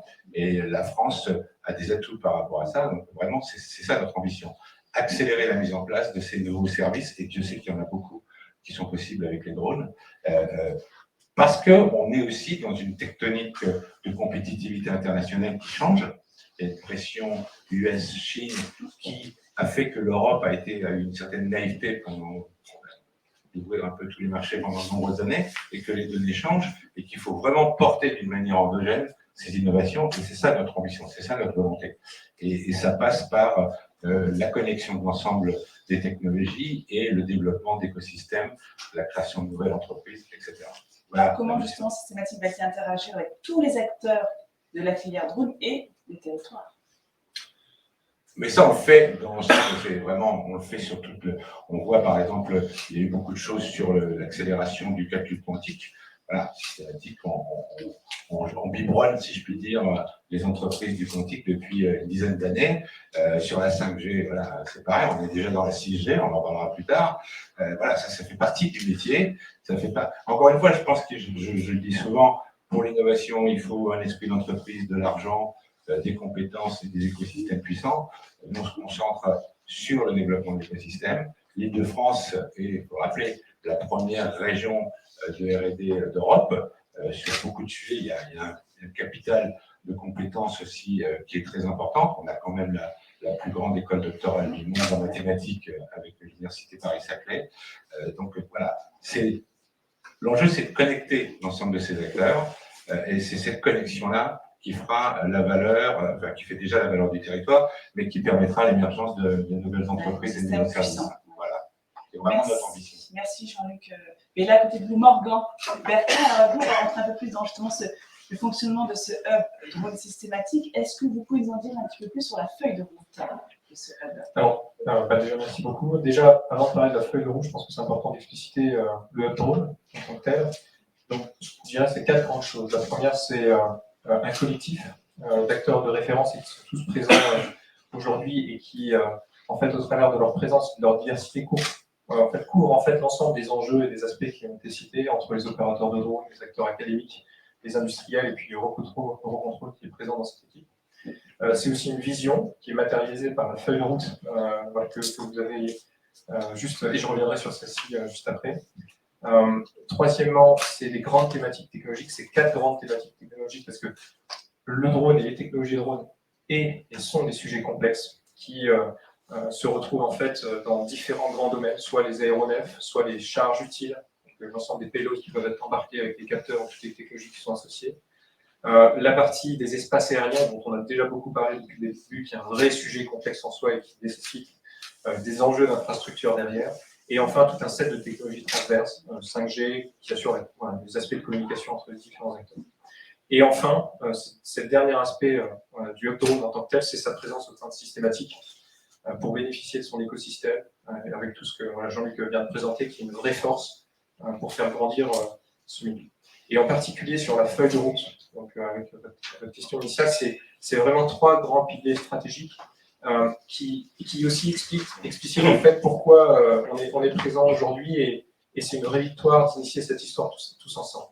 Le premier, c'est celui de la visibilité, de la structuration, du partage de cet enjeu de compréhension de la complexité de ce sujet vers l'extérieur pour nous faire comprendre et pour faire comprendre que la filière existe et qu'elle a besoin de créer tout cet écosystème avec l'ensemble des acteurs qui sont présents aujourd'hui pour travailler ensemble, pour développer les verrous qui vont permettre une émergence à plus long terme et à plus grande échelle de ces technologies. Le deuxième pilier stratégique de la feuille de route, c'est on avance un petit peu dans le temps et on commence à adresser cette fois-ci des sujets de recherche et développement, de technologie, et en particulier le site, le Centre d'excellence drone de France, ici est un élément clé en fait pour accompagner le développement de ces différentes technologies pour les tester dans le monde réel. Et on avance un petit peu dans le temps et on avance dans cette chaîne de valeur et on arrive sur ce troisième pilier stratégique qui est le pilier business, l'industrialisation, les grands événements qui doivent permettre justement d'accompagner l'éclosion et l'accélération de cette filière qui aujourd'hui en quelque sorte est prêt à accélérer, mais qui, au travers d'être un objet bien réel qui s'intègre dans l'espace aérien, doit répondre aux enjeux de safety et qui ont été largement partagés précédemment. Quels sont justement ces enjeux qui sont liés à la mise en œuvre du CEDIF? Alors, donc, spécifiquement pour le CEDIF, il y a deux enjeux principaux. Le premier, c'est un vrai enjeu technique, donc qui est lié en fait à la complexité des sujets d'infrastructure, des matériels et des systèmes qui doivent être déployés, et surtout qu'en fait, c'est quelque chose de nouveau qui est lié à cette notion d'expérimentation qui vient d'être éclairée précédemment, et c'est vraiment un enjeu très important. Le second enjeu, et pour faire simple, pour essayer de classifier les choses en deux aspects un peu clairs, c'est le côté humain. Et lié à ce côté humain, c'est la compréhension de la complexité du sujet qui est associé. Et je pense que c'est important de prendre ce sujet avec le bon niveau de recul et de bien reconnaître cette complexité. Et en fait, cette complexité qui est visible au travers de la diversité des acteurs qui sont présents aujourd'hui. Et qui montre bien cette nécessité de tisser des liens entre ces acteurs et d'apprendre à travailler ensemble. Et donc, c'est un vrai enjeu sur cet aspect. Et comment ce hub drone et le CEDIF répondent-ils à ces enjeux? Alors, pour essayer de répondre à ces enjeux, donc j'essaierai de formuler et de poser le sujet sur c'est quoi les clés de notre réussite, en fait, pour répondre à ces enjeux. Donc on peut essayer de se définir un objectif intermédiaire. Donc, côté militaire, on dit on a envie de définir un effet majeur qui nous permettrait vraiment de réussir la suite. Donc, si j'essaie de le formuler, ça prendrait la forme nous voulons pour début 2024. Je pense que cette date est importante. Avoir conçu, testé et déployé en partie une première capacité opérationnelle en s'appuyant sur des infrastructures physiques et logicielles, bord et sol aussi, parce que les aéronefs vont embarquer aussi certaines parties, à même de rendre et de recevoir des services de navigation aérienne nécessaires à une intégration sûre, on en a beaucoup parlé, numérisée, donc des aspects d'automation à plus grande échelle, des opérations de drone au-delà de la ligne de vue, dans les espaces aériens, dans l'objectif de propulser l'industrialisation de cette filière sur le territoire d'Île-de-France au bénéfice des enjeux de ces territoires. Merci beaucoup, Morgan Bertin. Jean-Luc Bella, un dernier mot? Oui, je voulais rajouter un point que j'ai oublié de dire tout à l'heure, qui est assez important. En fait, parmi les grandes transformations, il y en a une qui va être majeure, qui est en fait la duplication du monde physique dans le monde numérique. Tout ce qu'on fait, va se dupliquer à grande vitesse. Et il y a beaucoup de choses à faire par les drones pour avoir en fait cette duplication instantanée. Alors je sens que ça va faire peur à quelques-uns, etc. Mais des drones qui sont très hauts, qui dupliqueront et qui vont permettre de nouveaux services extrêmement performants et qui seront très utiles à la fois pour l'homme, la société et puis aussi globalement, je pense aussi d'une certaine manière pour le climat. Qu'il faut mesurer pour corriger. Et donc, ça rejoint la question qui a été portée tout à l'heure sur les données. Il s'agit de bien segmenter. Et donc, il y a tout un travail qui a été mis en place à travers une structure qui s'appelle GaiaX. Cédric Pau, le secrétaire d'État au numérique, a confié au CIGREF, à l'Académie des technologies et au pôle systématique, le soin d'animer le French Hub de GaiaX, qui est une structure européenne. Et qu'est-ce que font les gens dans GaiaX? En fait, ils construisent la logique d'échange de données dans ce qu'on appelle les data spaces en fonction de l'activité, santé, etc. Et donc l'idée, c'est de créer de la valeur par l'interaction qu'il y a entre ces échanges de données. Donc sur le papier, c'est hyper compliqué, bien sûr, puisqu'il y a beaucoup d'appétit de tous les acteurs et puis il y a beaucoup de réglementations diverses. Mais à la sortie de ça, il y a un potentiel énorme, justement, d'arriver à enrichir ce monde des jumeaux numériques augmenté, au sens augmenté, augmenté. Et là, je pense peut-être pas dans les 2-3 ans, mais à moyen terme, c'est un potentiel de développement infini pour l'activité des voilà. Et donc, en lien aussi avec les dynamiques qui sont en place dans le systématique. C'est aussi cette logique-là qui est là. Merci beaucoup à tous les deux. On peut vous applaudir.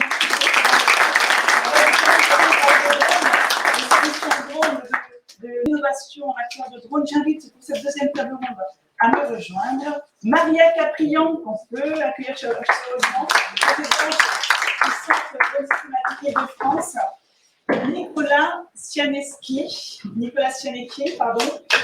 Internet, Charlie Pinedo de Cerbère et Tony Valin, directeur adjoint Business Line, anti-drone et surveillance de zone de CS Group, et Paul Labrogère. On peut applaudir également. Bonjour à tous les 5. Voilà, on vous a ici avec vos photos, les titres des uns et des autres. Même système, on a des bases pour parler, on le remet derrière. Vous pouvez le garder si vous souhaitez le garder. Et n'hésitez pas à désinfecter avec les petites lingettes les micros. On va commencer honneur aux femmes. Avec Maria. Alors Maria, vous êtes constructeur, opérateur, formateur en pilotage de drones, notamment pour améliorer la production agricole. Vous avez conçu un système drone, pour ceux qui ne connaissent pas Maria, d'éradication de nids de chenilles processionnaires et de stérilisation des œufs de goélands argentés, entre autres. Alors, le marché du drone, on voit une pleine effervescence, extrêmement large quand on parle de drone, de solutions drone. Est-ce que vous pourriez déjà peut-être nous faire un panorama des différences entre ces drones, les solutions qu'ils apportent, et tous les secteurs aujourd'hui qui ont vraiment recours au drone, vous en tant que constructeur? Bonjour tout le monde, merci Nathalie. Déjà, de tout ce qu'on a entendu ici, je crois qu'on peut affirmer haut et fort que le drone n'a pas seulement imposé sa marque, mais aussi a mis l'accent sur la professionnalisation de la filière de drone. Et le Hub Drone, systématique Paris-Région et le Centre d'excellence drone en Ile-de-France, c'est la preuve réelle. Et d'après moi, quand on parle de drone, ce n'est pas un produit, c'est une solution, que ce soit une solution pour apporter une réponse à un besoin sur le marché, que ce soit une solution anticipée pour un besoin potentiel, ou que ce soit une solution pour un complément de solutions aux options qui existent déjà. Donc, quand on parle de chenilles processionnaires, donc c'est un vrai danger, c'est un vrai problème. Les communautés, les mairies, les agglomérations le savent très bien parce que c'est un parasite. Et pour les éradiquer, donc, il faut diffuser des produits qui sont un peu chimiques sur la végétation entière, et donc on contamine l'environnement. Et donc, l'idée, c'était de concevoir une charge utile à diffuser le produit directement dans le cocon. Donc, on évite que les poils urticants qui sont dangereuses, que ce soit pour les humains ou pour les animaux, se baladent dans l'herbe ou dans l'air. Donc, tout se passe à l'intérieur de ce cocon jusqu'à la décomposition entière du nid. Donc, INRA a trouvé ça génial et la méthode est validée. Et donc, avec cette solution, on travaille plutôt avec les mairies, les agglomérations, les espaces verts et ainsi de suite.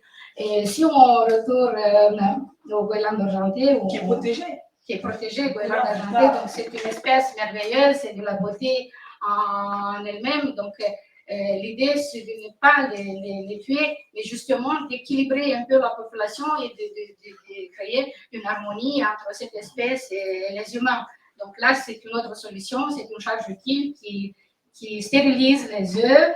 Et la cerise sur le gâteau, c'est que cette stérilisation se fait avec de l'huile végétale. Donc, du coup, les mamans, papas, goélands ne sont pas en danger et tout se passe bien.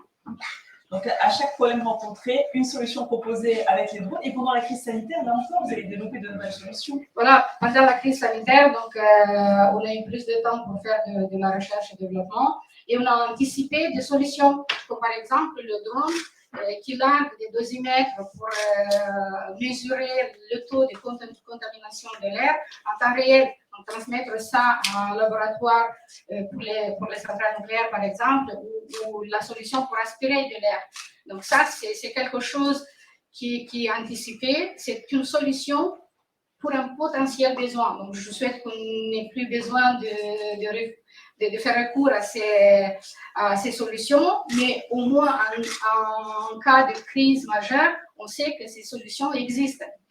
Donc, le drone, c'est un formidable porte-outil, hein, avec capteur photo thermique, magnétomètre. Enfin, c'est vrai que dans votre entreprise, vous utilisez toutes sortes d'outils pour répondre à ces différentes demandes. Bah, on est obligé, puis ça nous plaît, c'est passionnant. Donc d'un point de vue technologique, il n'y a pas de limite. Il n'y a pas de limite, je crois, parce que l'innovation, elle est, comme vous avez dit, en effervescence. Donc, l'innovation en technologique, donc il n'y a pas de limite, je crois que ça va avancer encore plus. Vous me disiez, on n'est pas limité par les obstacles au sol, le drone va beaucoup plus vite, il peut justement atterrir à des endroits extrêmement précis, au millimètre près. Exactement. Et parfois, ça fait partie des soucis que vous rencontrez, parfois l'innovation et on attend de réglementation. Je pense que ça, c'est un classique dans cet univers-là. Exactement, la DGAC est là. Et quand on parle de drone, il faut toujours jumeler avec la réglementation. On ne peut pas séparer ces deux termes-là. Donc, il y a une réglementation qui est assez cadrée, qui est assez précise. Et parfois, c'est vrai qu'on anticipe des solutions, comme par exemple le transport de médicaments en urgence ou une greffe ou des pochettes de sang d'un hôpital à l'autre. Je parle vraiment des urgences. Donc, on a des solutions, mais il y a encore du travail et on a une réglementation européenne qui est en cours, qu'on attend, qui va apporter beaucoup de réponses à nos questions. Donc, il faut qu'on travaille ensemble, autrement on ne peut rien faire. Alors, Nicolas Sianecki, pardon, je regarde ma feuille pour bien prononcer le nom de famille. Je pensais qu'avec Schrein, j'avais un nom compliqué, mais là, c'est plus compliqué que moi. J'ai relevé. Alors, Nicolas, vous êtes CEO de Internest. Est-ce que vous pouvez peut-être déjà nous expliquer, parce que la filière drone, on l'a compris, elle est relativement drone, tout va très très vite, comment Internest parvient-il à se démarquer sur le marché? Alors, Internest, on avait donc une jeune start-up dans 6 ans. On a développé un capteur de positionnement pour permettre aux drones d'évoluer dans des environnements dégradés pour des applications professionnelles et militaires. Et ce qui est intéressant d'ailleurs, rapidement, sur le tour de table, c'est de voir qu'on a un constructeur, on a un équipementier, petit équipementier comme nous, on a du contre-drone et notamment cette solution, ça permet deux contre-drones, double sécurité, et ça permet, ces solutions contre-drone permettent aussi, sont aussi le garant d'une certaine façon de l'émergence du segment drone, que ce soit en civil, loisirs et professionnel. Et dans ce que je voulais souligner aussi, ce qui était très, très intéressant et important pour nous aussi avec le hub drone de Systématique, c'est d'avoir le point de départ quand même central, c'est cet espace d'essai en vol. On parle de technologie, mais qui est de test, développement. Exactement, sachant que les cycles de développement et de commercialisation et d'adoption sont quand même relativement longs, même si les choses s'accélèrent, comme la table ronde précédente l'a très bien souligné. Le fait d'avoir cet espace d'essai en vol est vraiment pour nous stratégique. C'est le point de départ, en tout cas pas mal d'acteurs, je pense, de rejoindre ce territoire. Et c'est un élément, sa disponibilité, qui a pu être un petit peu challengée ces derniers temps par des événements extérieurs, mais heureusement, les représentants des autorités s'en sont bien saisis. Et vraiment, c'est quelque chose de fondamental. Sinon, on pourrait aller n'importe où ailleurs. Quand on parle de vision technologique, c'est grâce aussi à la finance au centre de ces essais en vol que vous pouvez avoir cette vision technologique. Tout à fait. Un, pour nos développements. Deux, pour les démonstrations clients dans ces itérations qu'on a sur cet espace d'essai en vol. Et cette vision technologique, il faut aussi la mettre en regard. Évidemment, comme le dit très bien Maria, les visions, les possibilités sont sky is the limit, mais en même temps, il faut les mettre en regard des limites et de la réalité marché, qui certes est grossie, mais on voit bien deux choses. Un, côté demande, côté utilisateur, on recherche une solution de plus en plus globale, intégrée. On prend encore un terme, un anglicisme, un one-stop shop des solutions.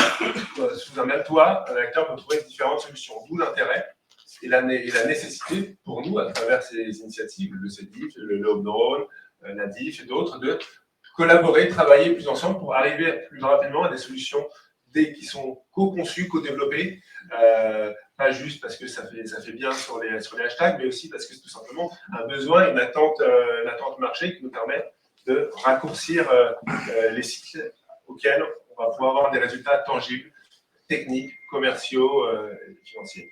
On va y revenir effectivement tout à l'heure à la co-construction, là encore, cette co-construction. Et dernier point, ça c'est le côté un peu demande, attente du marché, d'avoir des solutions globales et intégrées. Il y a de l'autre côté aussi la dynamique côté offre, la dynamique des acteurs, qui est l'atteinte d'une taille critique. Et quand on observe ce qui se passe aux États-Unis, en Israël, en Chine, sans citer les noms des acteurs, mais on voit bien que les tailles critiques, c'est pas 1, 5, 10 millions d'euros de chiffre d'affaires, c'est environ une centaine de millions d'euros de chiffre d'affaires. Et aujourd'hui, on n'y est pas en Europe, on n'y est pas en France, d'où l'intérêt de, encore une fois, à travers ces démarches de corridor, ces démarches de copilotage, d'échanger entre les structures pour avancer, proposer plus et grossir à travers des collaborations qui peuvent être commerciales, industrielles, capitalistiques, à chacun de choisir, mais en tout cas, ça nous semble une nécessité pour rallier cette vision technologique et business que vous évoquez. Et échanger notamment avec les contre-drones, comme vous avez présenté. Donc, on a Charlie Pinaudot de chez Cerber et nous avons Tony Valin de CS Group. Alors, c'est vrai, on l'a bien vu avec vous, on va commencer avec vous, Tony Valin. Le défi actuel, c'est plus de piloter un drone, on trouve des solutions, et c'est de voler en toute sécurité. Et la sécurisation, c'est vraiment devenu un prérequis majeur dans ce domaine-là. Depuis. Allez-y. Vous m'entendez? Oui. Il faut parler assez fort, mettre le contre le masque. Depuis tout à l'heure, je sens de très bonnes zones dans cette salle autour des drones. Donc, je vais casser l'ambiance. Je vais essayer de ne pas non, mais c'est important de nous dire justement les menaces aujourd'hui. Effectivement, à l'essor des drones, on est passé de 400 000 drones chez les particuliers en 2017 à plus de 2,5 millions en 3 ans. À l'explosion de cet accès aux drones, s'accompagne un certain nombre de menaces, de problèmes qu'on va devoir gérer. Je vais illustrer ça avec quelques exemples, sans faire une liste à l'après-vert. On est dans le domaine de l'aviation civile ici aujourd'hui, donc on a encore en tête les vols de drones au-dessus des pistes de Gatwick en 2018 qui ont fait annuler plus de 1000 vols, paralyser 100 000 passagers avec tous les impacts qu'on a en tête. Ces vols mal intentionnés ont été imités depuis à Francfort, à Madrid, et on peut craindre que ce soit à nouveau le cas à l'avenir. Le mois dernier, c'est une haute personnalité qui a été attaquée. Donc, sur Internet, on peut voir des jeunes qui ont 2 compétences en Python, qui programment leur drone pour faire des vues aériennes, qui les suivent en train de faire du vélo, c'est très sympathique. Quand c'est quelqu'un de mal intentionné qui met le visage d'une personne de haute personnalité avec une mission kamikaze pour lui foncer dessus, le mois dernier, le Premier ministre irakien est passé à 2 doigts de la mort. Donc, ce sont des drones artisanaux, c'est ça, qui sont faits de... Oui, c'est des drones artisanaux avec une charge utile. Les centres stratégiques également sont la cible de terroristes. Donc, avec les attaques qu'il y a eu en Arabie Saoudite sur les raffineries, 6 mois de production annulée, des centaines de millions de dollars de production annulée. En France, on a des trafics de drogue maintenant et des plans d'évasion au-dessus des prisons avec les drones. Et puis, avec les événements sportifs qui arrivent bientôt en France, on peut avoir aussi en tête des gestes politiques. On a déjà vu dans des stades des drones pénétrer avec des drapeaux nationalistes qui ont déclenché des bagarres générales. Donc, on ne peut pas rester sans rien faire. Donc, autant de nouveaux défis technologiques pour vous, justement. Pour montrer ces drones d'avenir. Donc voilà, par rapport à tout ça, il y a différentes expérimentations ou idées qui ont surgi. Il y a quelques années, il y a des groupes qui se sont lancés dans le dressage de rapaces pour aller capturer les drones. Tu l'avais vu au Puy du Fou, ça, effectivement, des expérimentations, mais ça va rien donner, je crois. Le problème, c'est qu'un rapace, il faut qu'il ait faim pour avoir envie d'attaquer le drone. Il peut se faire mal les pattes, et puis il peut confondre le drone avec le cartable d'une écolière. Donc, ça devient embêtant. L'expérimentation a surtout confirmé le fait que la réponse sera technologique.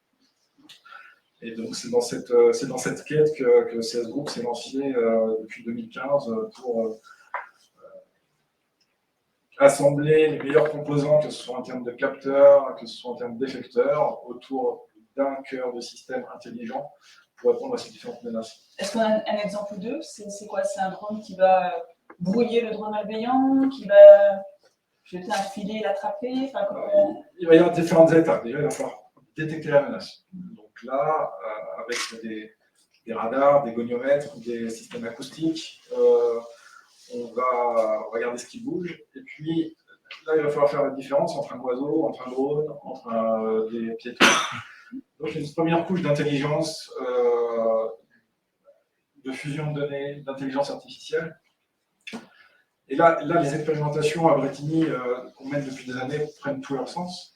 Parce qu'on peut avoir les meilleurs algorithmes génétiques du monde, il faut avant tout avoir des données à leur insuffler pour qu'ils soient performants. Et donc, le travail qu'on a pu faire sur le centre, où on a recueilli des milliers d'heures de vol dans des conditions différentes, a permis d'avoir justement des algorithmes performants pour classifier les oiseaux, les drones, le type de drone, et puis derrière, déterminer si le drone est malveillant ou bienveillant.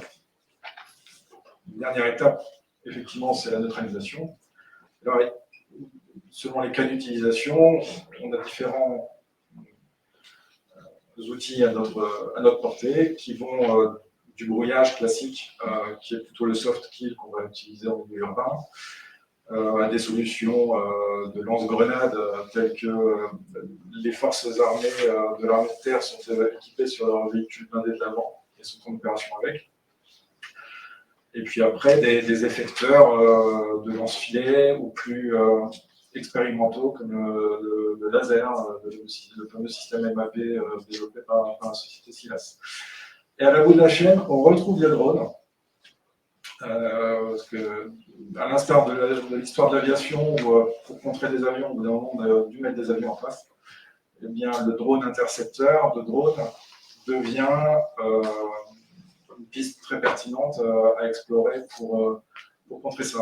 Et là, il peut y avoir différentes stratégies, le drone délié qui va aller foncer sur le drone ennemi, le drone équipé d'un brouillage. On a vu des solutions à base de serpentins pour se prendre dans les hélices du drone. Alors, Charlie Pinedo, chez Cerber, sur la même problématique, vous êtes une PME 100% française qui conçoit pour des systèmes de lutte contre les drones utilisés à des fins malveillantes, donc l'évaluation des risques, l'amélioration de la sécurité des drones ou la neutralisation, on vient de le voir, de drones malveillants, donc constitue pour Cerber aussi un enjeu majeur. Alors, quels sont justement, vous aussi ces défis technologiques à venir pour les prochaines années chez Cerber? Oui, tout à fait. Donc, merci à tous. Comme disait Nicolas, justement pour nous, le but en fait, c'est vraiment d'être en garant du bon usage des drones dans l'écosystème. Les drones, c'est une promesse qui est merveilleuse pour tout un pan d'industrie entière. Et c'est le rôle en fait, de l'État d'orienter tout ça, de faire en sorte que tout cohabite bien. Et en fait, s'il n'y a pas de force à la loi n'a plus en fait lieu d'être, n'a plus d'application. C'est tout le but d'amener aux autorités des outils de contrôle pour que tout ce petit monde se tienne bien en règle. Donc c'est vraiment cette idée-là. Et le problème en fait qu'on va retrouver sur le drone et qu'on n'est pas forcément dans une logique de sécurité aérienne, c'est vraiment le côté proliférant du drone.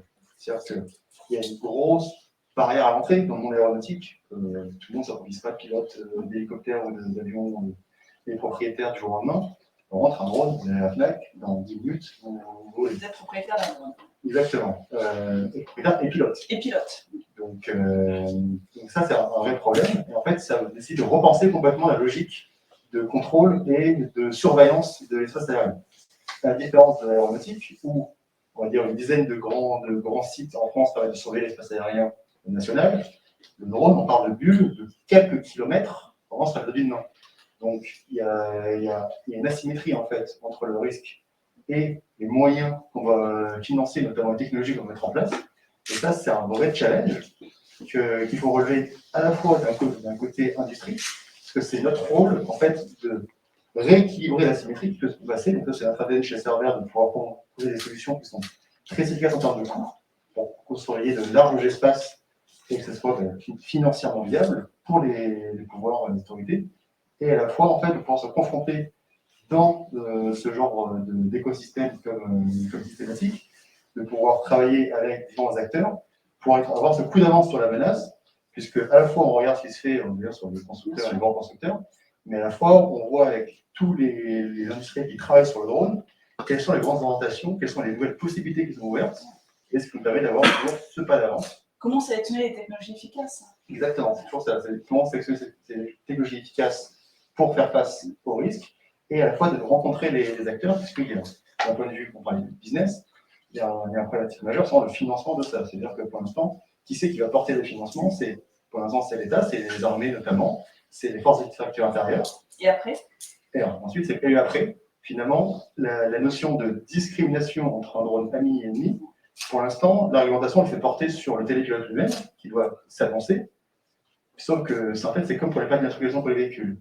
Je roule sans plaque, très rapidement, le courrier policier va m'arrêter. Pour un drone, je vole sans transpondeur.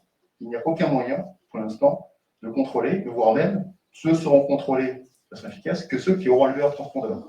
Donc finalement, on a pour l'instant un biais, on va filtrer les gentils et complètement ignorer ou avoir un temps de retard monumental sur les méchants. Donc il faut constamment s'informer sur les nouveautés. Les prochaines nouveautés, c'est-à-dire j'imagine qu'il y a un système de veille qui est mis en place, entre autres qui peut se développer à l'étranger comme en France.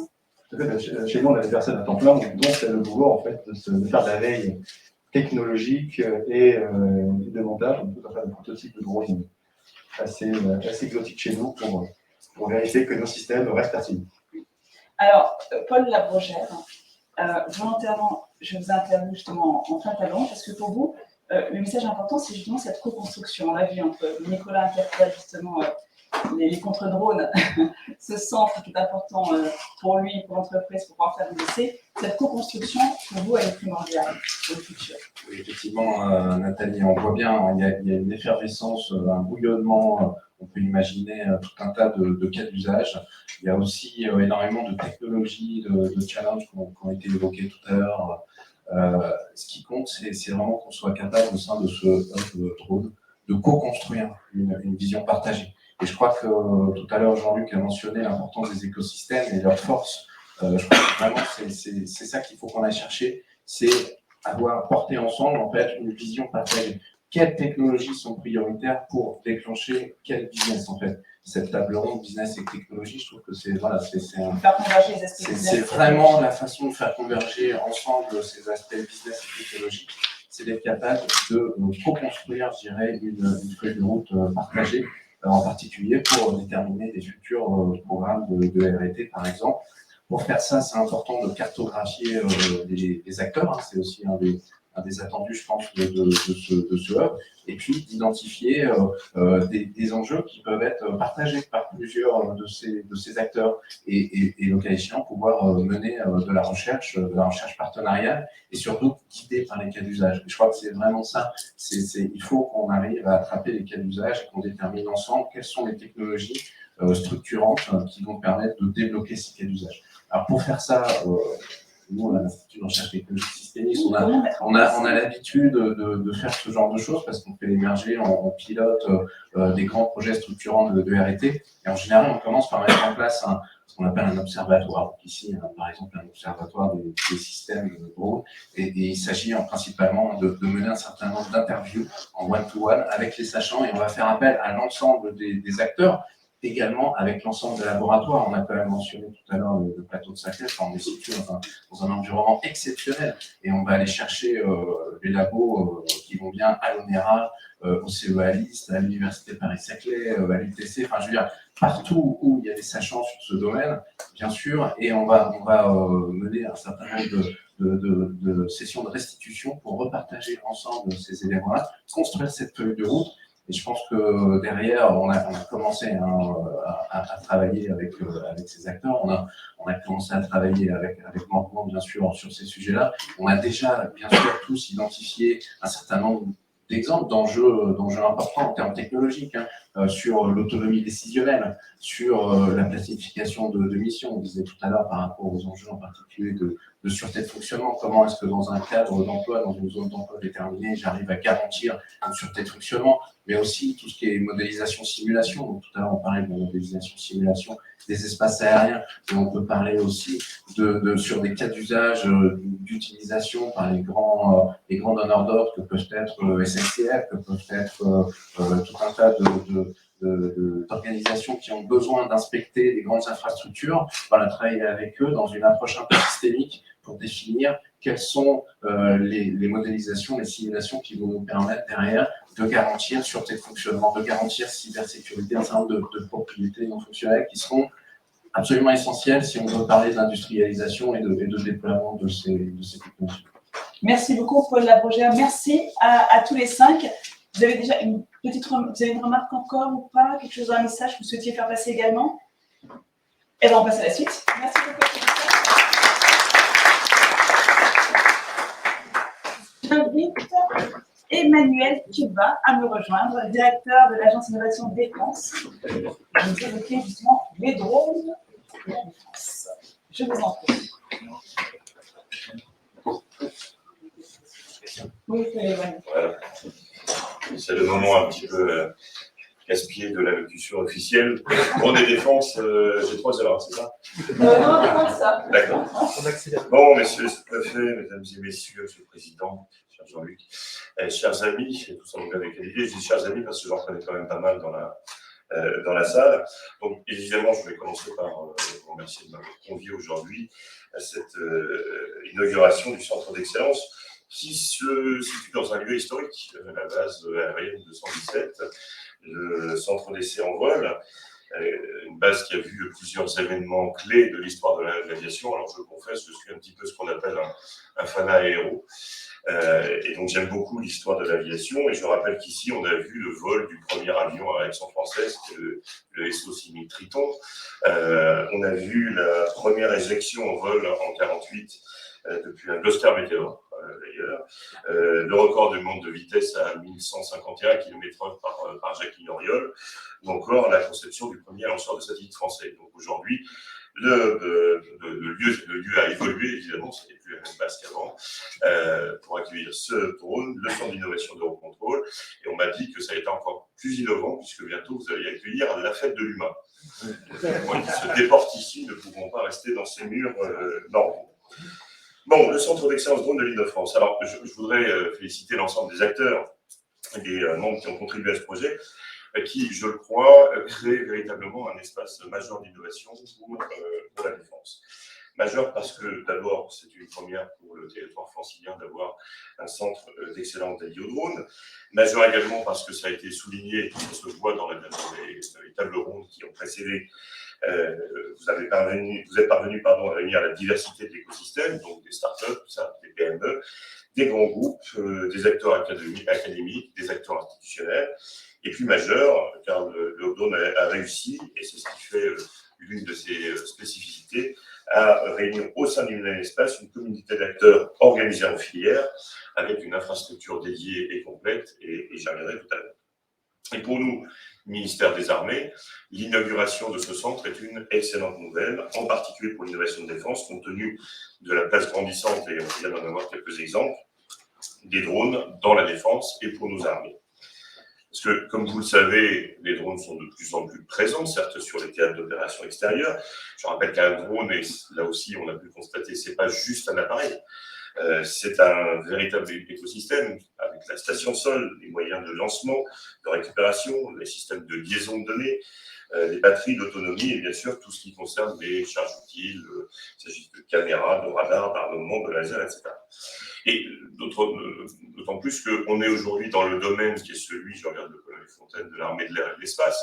Il ne faut pas oublier que ces drones aériens, ils vont évoluer avec des drones navals, ils vont évoluer avec des drones terrestres également, voire des drones sous-marins, ce qui pose un certain nombre de questions en termes de coordination, de connectivité et d'interopérabilité. On ne va pas avec des drones sous-marins ici, mais pourquoi pas l'interconnexion et l'interopérabilité avec des drones terrestres, ça nous aurait une question intéressante à regarder.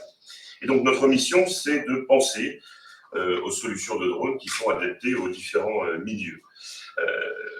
Donc, multiplicité des effecteurs, mais également multiplicité des missions, puisque les drones, pour nous, je rappelle le sujet initial, drone et défense, donc je développe un petit peu, c'est la mobilité, la sûreté des itinéraires, l'autonomie, de logistique avec le transport, l'automatisation du transport de certaines charges. Si vous vous souvenez, on avait fait voler un soldat au-dessus des Champs-Élysées il y a quelques temps. Je peux vous dire, et ça a été dit par la ministre des Armées lors du Forum Innovation Défense qui vient de clore ses portes, que nous continuons à travailler sur le sujet et que donc la plateforme, par exemple, de Zapata, nous l'étudions en vue de la droniser pour en faire, entre autres, une plateforme de transport autonome. Donc c'est une voie qui nous intéresse. L'énergie, l'autonomie des systèmes, les énergies alternatives, la protection, la lutte contre les menaces asymétriques, par l'emploi des drones, l'augmentation des zones qui vont être couvertes par les capteurs d'établissement de situation, et puis la détection, vous savez que les mines, en particulier des engins explosifs improvisés, sont aujourd'hui au cœur de nos préoccupations dans la mesure où ils représentent la majorité des blessés que l'on va trouver en opération. Et donc, il est évident que l'utilisation des drones dans ce domaine est primordiale. D'ailleurs, si vous avez été au FIC, vous avez pu voir un autre moyen d'utiliser les drones. On avait un petit drone conçu par la gendarmerie nationale et dont les hélices lui permettaient de ne pas monter. C'était un drone à hélium. Et le but, c'était de cartographier les scènes de crime sans envoyer des vortex de poussière pour polluer la scène. Donc, vous voyez, on trouve des drones partout, même sur les scènes de crime. Bien. Donc l'objectif, c'est bien de fournir à nos trois vecteurs terre, mer et air les moyens qui sont nécessaires à la réussite de leur mission. C'est pour ça qu'on va, et demain je me rends à Toulon, vous savez qu'il y a des drones qui sont, des drones hélicoptères qui sont couplés avec des drones embarqués pour la Marine nationale. On a des mini-drones tactiques, voire des drones porteurs de drones, qu'on a démontré là aussi la semaine dernière pour les forces spéciales et le renseignement.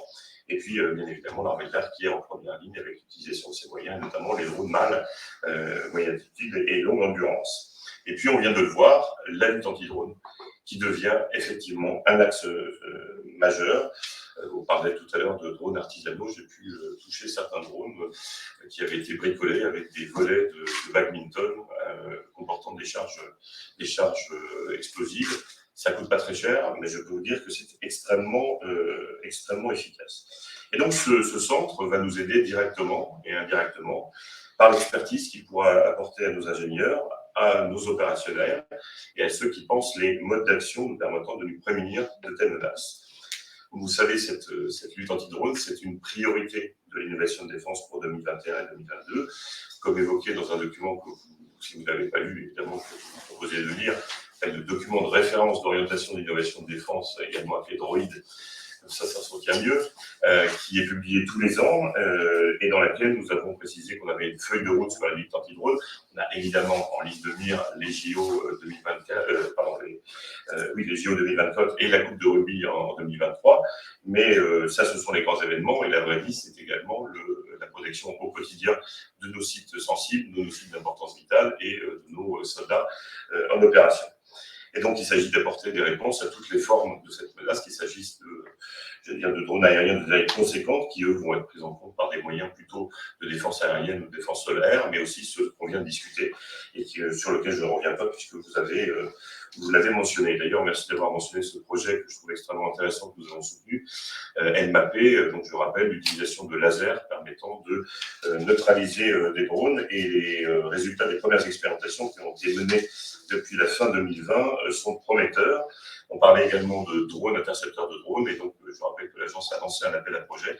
Nous avons aujourd'hui 3 candidats qui ont été retenus en shortlist, et donc nous allons procéder aux prochaines expérimentations de ces drones, intercepteurs de drones, vers la fin de l'année. Donc cette place croissante des drones dans tous les sens du terme dans la défense en fait une priorité de l'innovation de défense et donc de l'agence. En fait, on intervient sur l'ensemble du spectre des enjeux liés aux drones, de la prospective au développement de leur capacité en passant par leur neutralisation. Et d'ailleurs, les technologies de drones, on l'a dit, sont des bons exemples de technologies duales.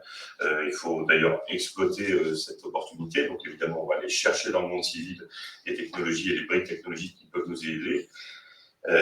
avec une difficulté, c'est que si le drone c'est quelque chose de dual, la lutte anti-drone c'est beaucoup moins dual. Et effectivement, nous avons des difficultés à trouver des systèmes duaux. Donc merci aux startups et EPB qui sont présentes de permettre de nous consacrer à la lutte contre cette menace. J'ajoute que nous avons également un rôle à jouer dans la structuration des grands programmes qui arriveront dans la défense de demain, notamment le projet du système de combat aérien du futur, projet dans lequel, vous le savez, le pilote est en contact avec des remote carrières et évolue dans un environnement qui est peuplé de drones. Et puis, pour presque terminer, si vous avez suivi ce que l'on a présenté d'ailleurs au film et que l'on continue à expérimenter, à savoir l'emploi d'auteurs, de dessinateurs, de scénaristes de science-fiction pour nous aider à penser la défense demain et surtout après-demain, en 2060. Vous allez voir que les drones ils prennent une part constante et je vous suggère de regarder dans la saison 1 des scénarios qui ont été rendus publics, c'est évidemment pas les scénarios classifiés, mais vous allez voir que l'utilisation de la saturation de drones vis-à-vis de plateformes aéronavales joue un rôle dans la destruction de ce qu'on a appelé les hyperforteresses. Je sais que c'est absolument pas compréhensible comme ça, mais comme ça, ça nous encourage à aller regarder le scénario en question. Je fais un petit peu de teasing quand même. Bien, donc en conclusion, évidemment, soutenir l'innovation en matière de drones, ça répond en premier lieu, je l'ai dit, à un enjeu opérationnel, au plus près du terrain, pour garantir la supériorité opérationnelle de nos armées. Et c'est aussi un enjeu de consolidation de notre autonomie stratégique, qui est aussi une des missions de notre agence. Et donc, je suis particulièrement heureux de ce nouveau centre d'excellence qui constituera un actif précieux autour d'une communauté d'acteurs organisée en filière autour du pôle de compétitivité systématique. Et vous savez, l'agence se représente souvent comme le chef d'orchestre de l'innovation de défense. Mais dans un orchestre, le chef ne joue pas les instruments. On a besoin d'instrumentistes, on a besoin de solistes.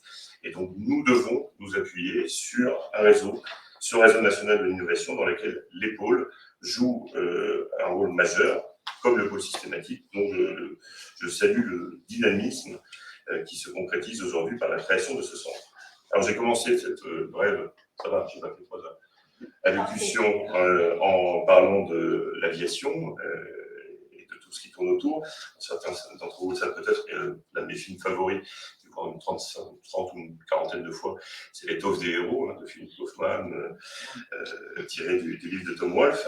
Et si vous regardez la fin du film, on voit clairement une scission entre les vrais pilotes d'essai, bon, je ne regarde pas le polonais, les pilotes d'essai, mais également les astronautes qui étaient qualifiés de singes savants. Alors, est-ce que les drones, c'est la fin des pilotes? Il faudrait 3 heures, je ne crois pas. Mais je pense qu'il faut mieux écrire une lettre de félicitations à un industriel droniste qu'une lettre de condoléances à la famille d'un aviateur mort au combat. Donc les drones protègent aussi nos pilotes. Donc félicitations à tous pour la création du CEDIF et je vous souhaite bon vol.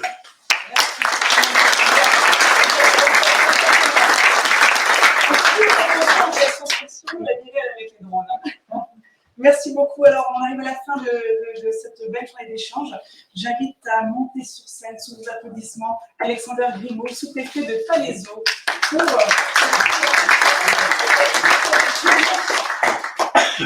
Bonjour. Non, je ne peux pas les bouger. Non.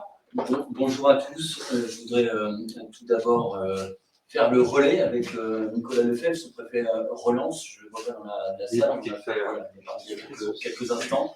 C'est ça la continuité de l'État. Vous aviez le même siège. Vous avez partagé le siège. On a parfait. Saluer l'ensemble ici des participants à cette journée. Salut bien sûr le président de Systématique, sa directrice générale, le président du Hub Drone que je vois juste derrière, l'ensemble des maires, le président d'Interco. Alors je vois qu'Éric Brève n'est pas là, mais je pense que je suis là. Il est là, il est face à moi, je ne le vois pas, il s'est caché, il a fait le timide. Et puis le maire du Plessis-Pathé qui est à ses côtés et qui suit activement ses travaux depuis de nombreuses années. Il me l'a redit il y a 15 jours, qui était le fil rouge de l'ensemble de ce projet de cette base. Je le salue la région, je crois qu'il était là présent tout à l'heure par visio, et l'ensemble ici des chefs d'entreprise et la structure qui nous accueille, bien sûr, Eurocontrol, avec lequel on a eu le plaisir de partager il y a plusieurs mois l'ensemble de leurs travaux. Ils sont riches, ils sont structurants, et ils sont importants notamment pour cette filière du drone. Je peux parler de science-fiction. Je vais parler de mon réveil matinal ce matin sur Inter, en entendant que la RATP se lançait dans cette magnifique exploitation dès 2024 de taxis volants entre l'aéroport Paris-Charles de Gaulle et Paris Intramuros. Je pense que nous avons, et c'est plus de la science-fiction, devant nous un territoire et aujourd'hui un message que je veux adresser à ce territoire et à l'ensemble de ces chefs d'entreprise ici présents. Nous vivons un moment particulier. Un moment particulier, ça fait 2 ans que nous sommes engagés dans une lutte féroce contre un virus, une pandémie qui fait que nous sommes en train de réfléchir aujourd'hui, de façon un peu accélérée, à la façon dont le monde de demain sera.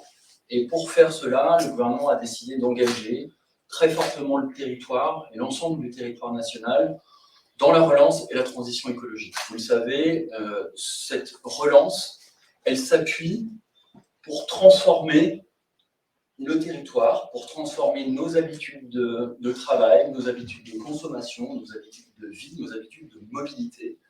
Et aujourd'hui, si nous sommes ici, c'est justement pour parachever le travail qui est fait depuis de nombreuses années. Éric Breuve me l'a redit, surtout vous n'oubliez pas de dire que ça fait des années qu'on est dessus. Ne vous inquiétez pas, Monsieur le Président, je vais le redire. Mais en gros, une relance, non pas pour rester sur les acquis qui étaient les nôtres, mais pour transformer l'innovation dans le champ de la défense. Le ministre est venu il y a encore quelques semaines à nouveau sur ce territoire, ministre des Transports, pour dire qu'il y avait au sein de l'Agence d'innovation des mobilités des nouvelles mobilités à travailler ici. Je pense qu'on y est déjà. Donc transformer un pays, transformer des usages, des mobilités, des consommations, mais aussi transformer un territoire. Transformer un territoire, c'est en effet ici le territoire d'une ancienne base aérienne, la BA 217.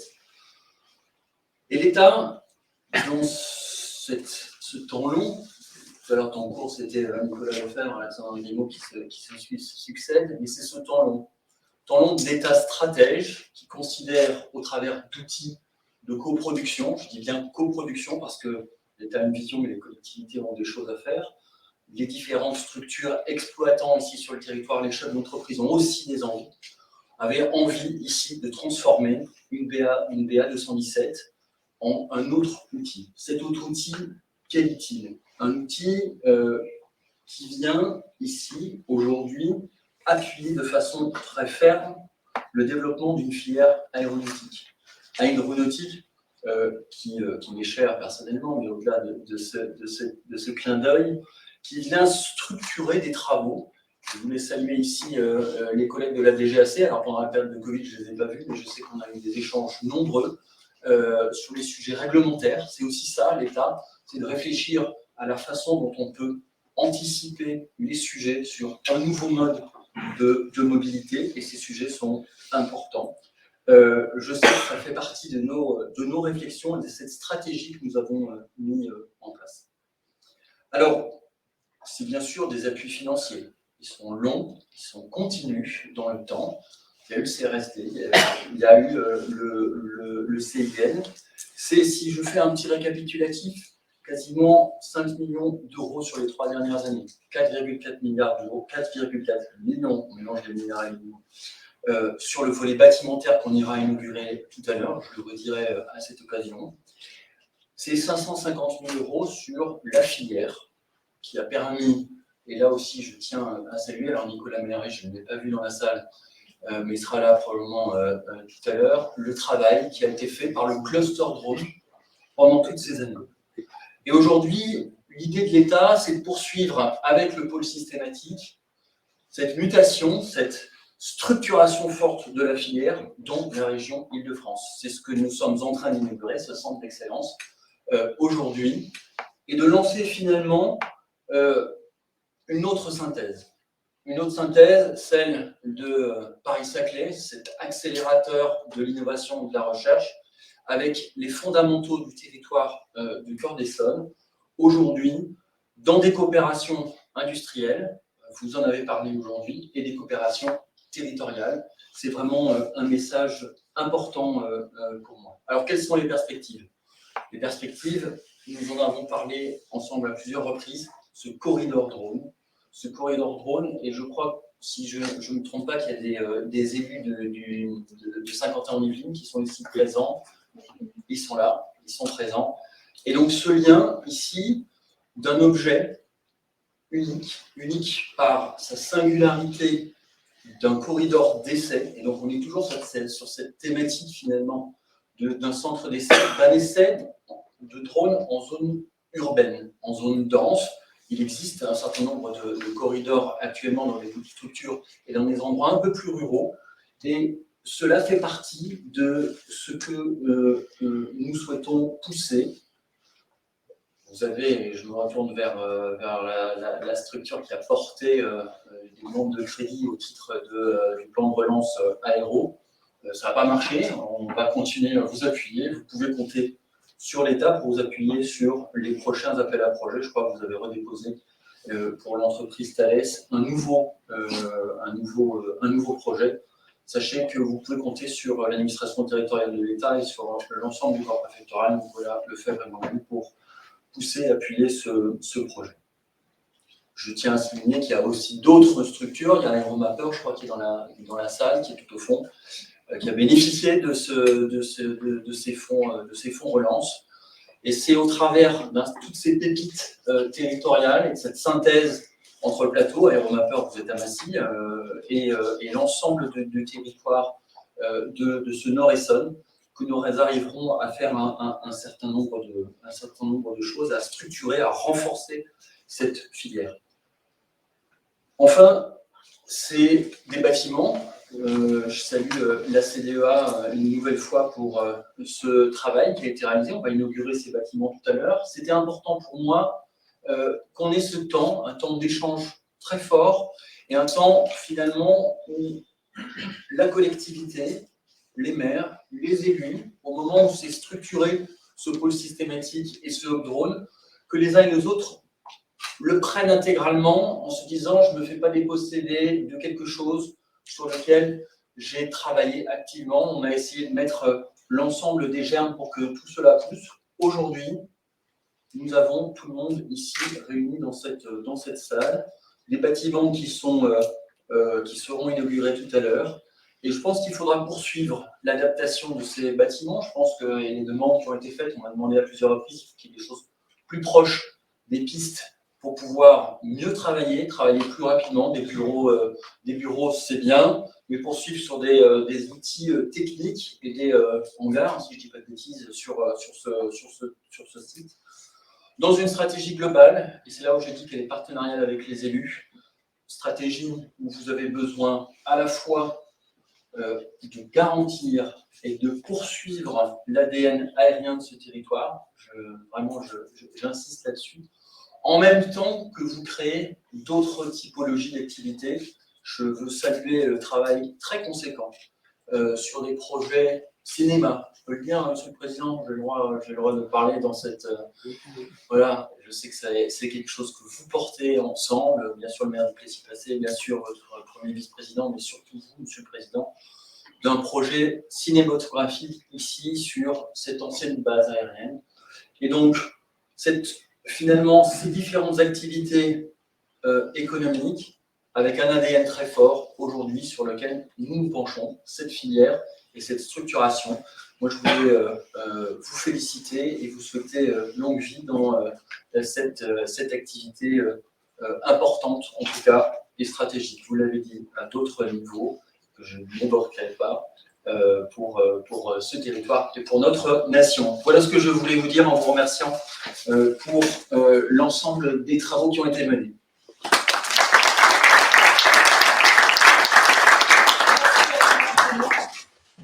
Alors, deux petites annonces à vous faire. La première, vous avez une exposition de drone dans l'Atrium, plus explications, donc n'hésitez pas à aller vers les exposants. Et pour ceux qui ont une visite de prévue, elle devrait partir très très rapidement. Donc voilà, je pense que les personnes concernées se reconnaîtront. Il y a toujours la petite visite de programme. Voilà, il faudra vous dépêcher, je pense.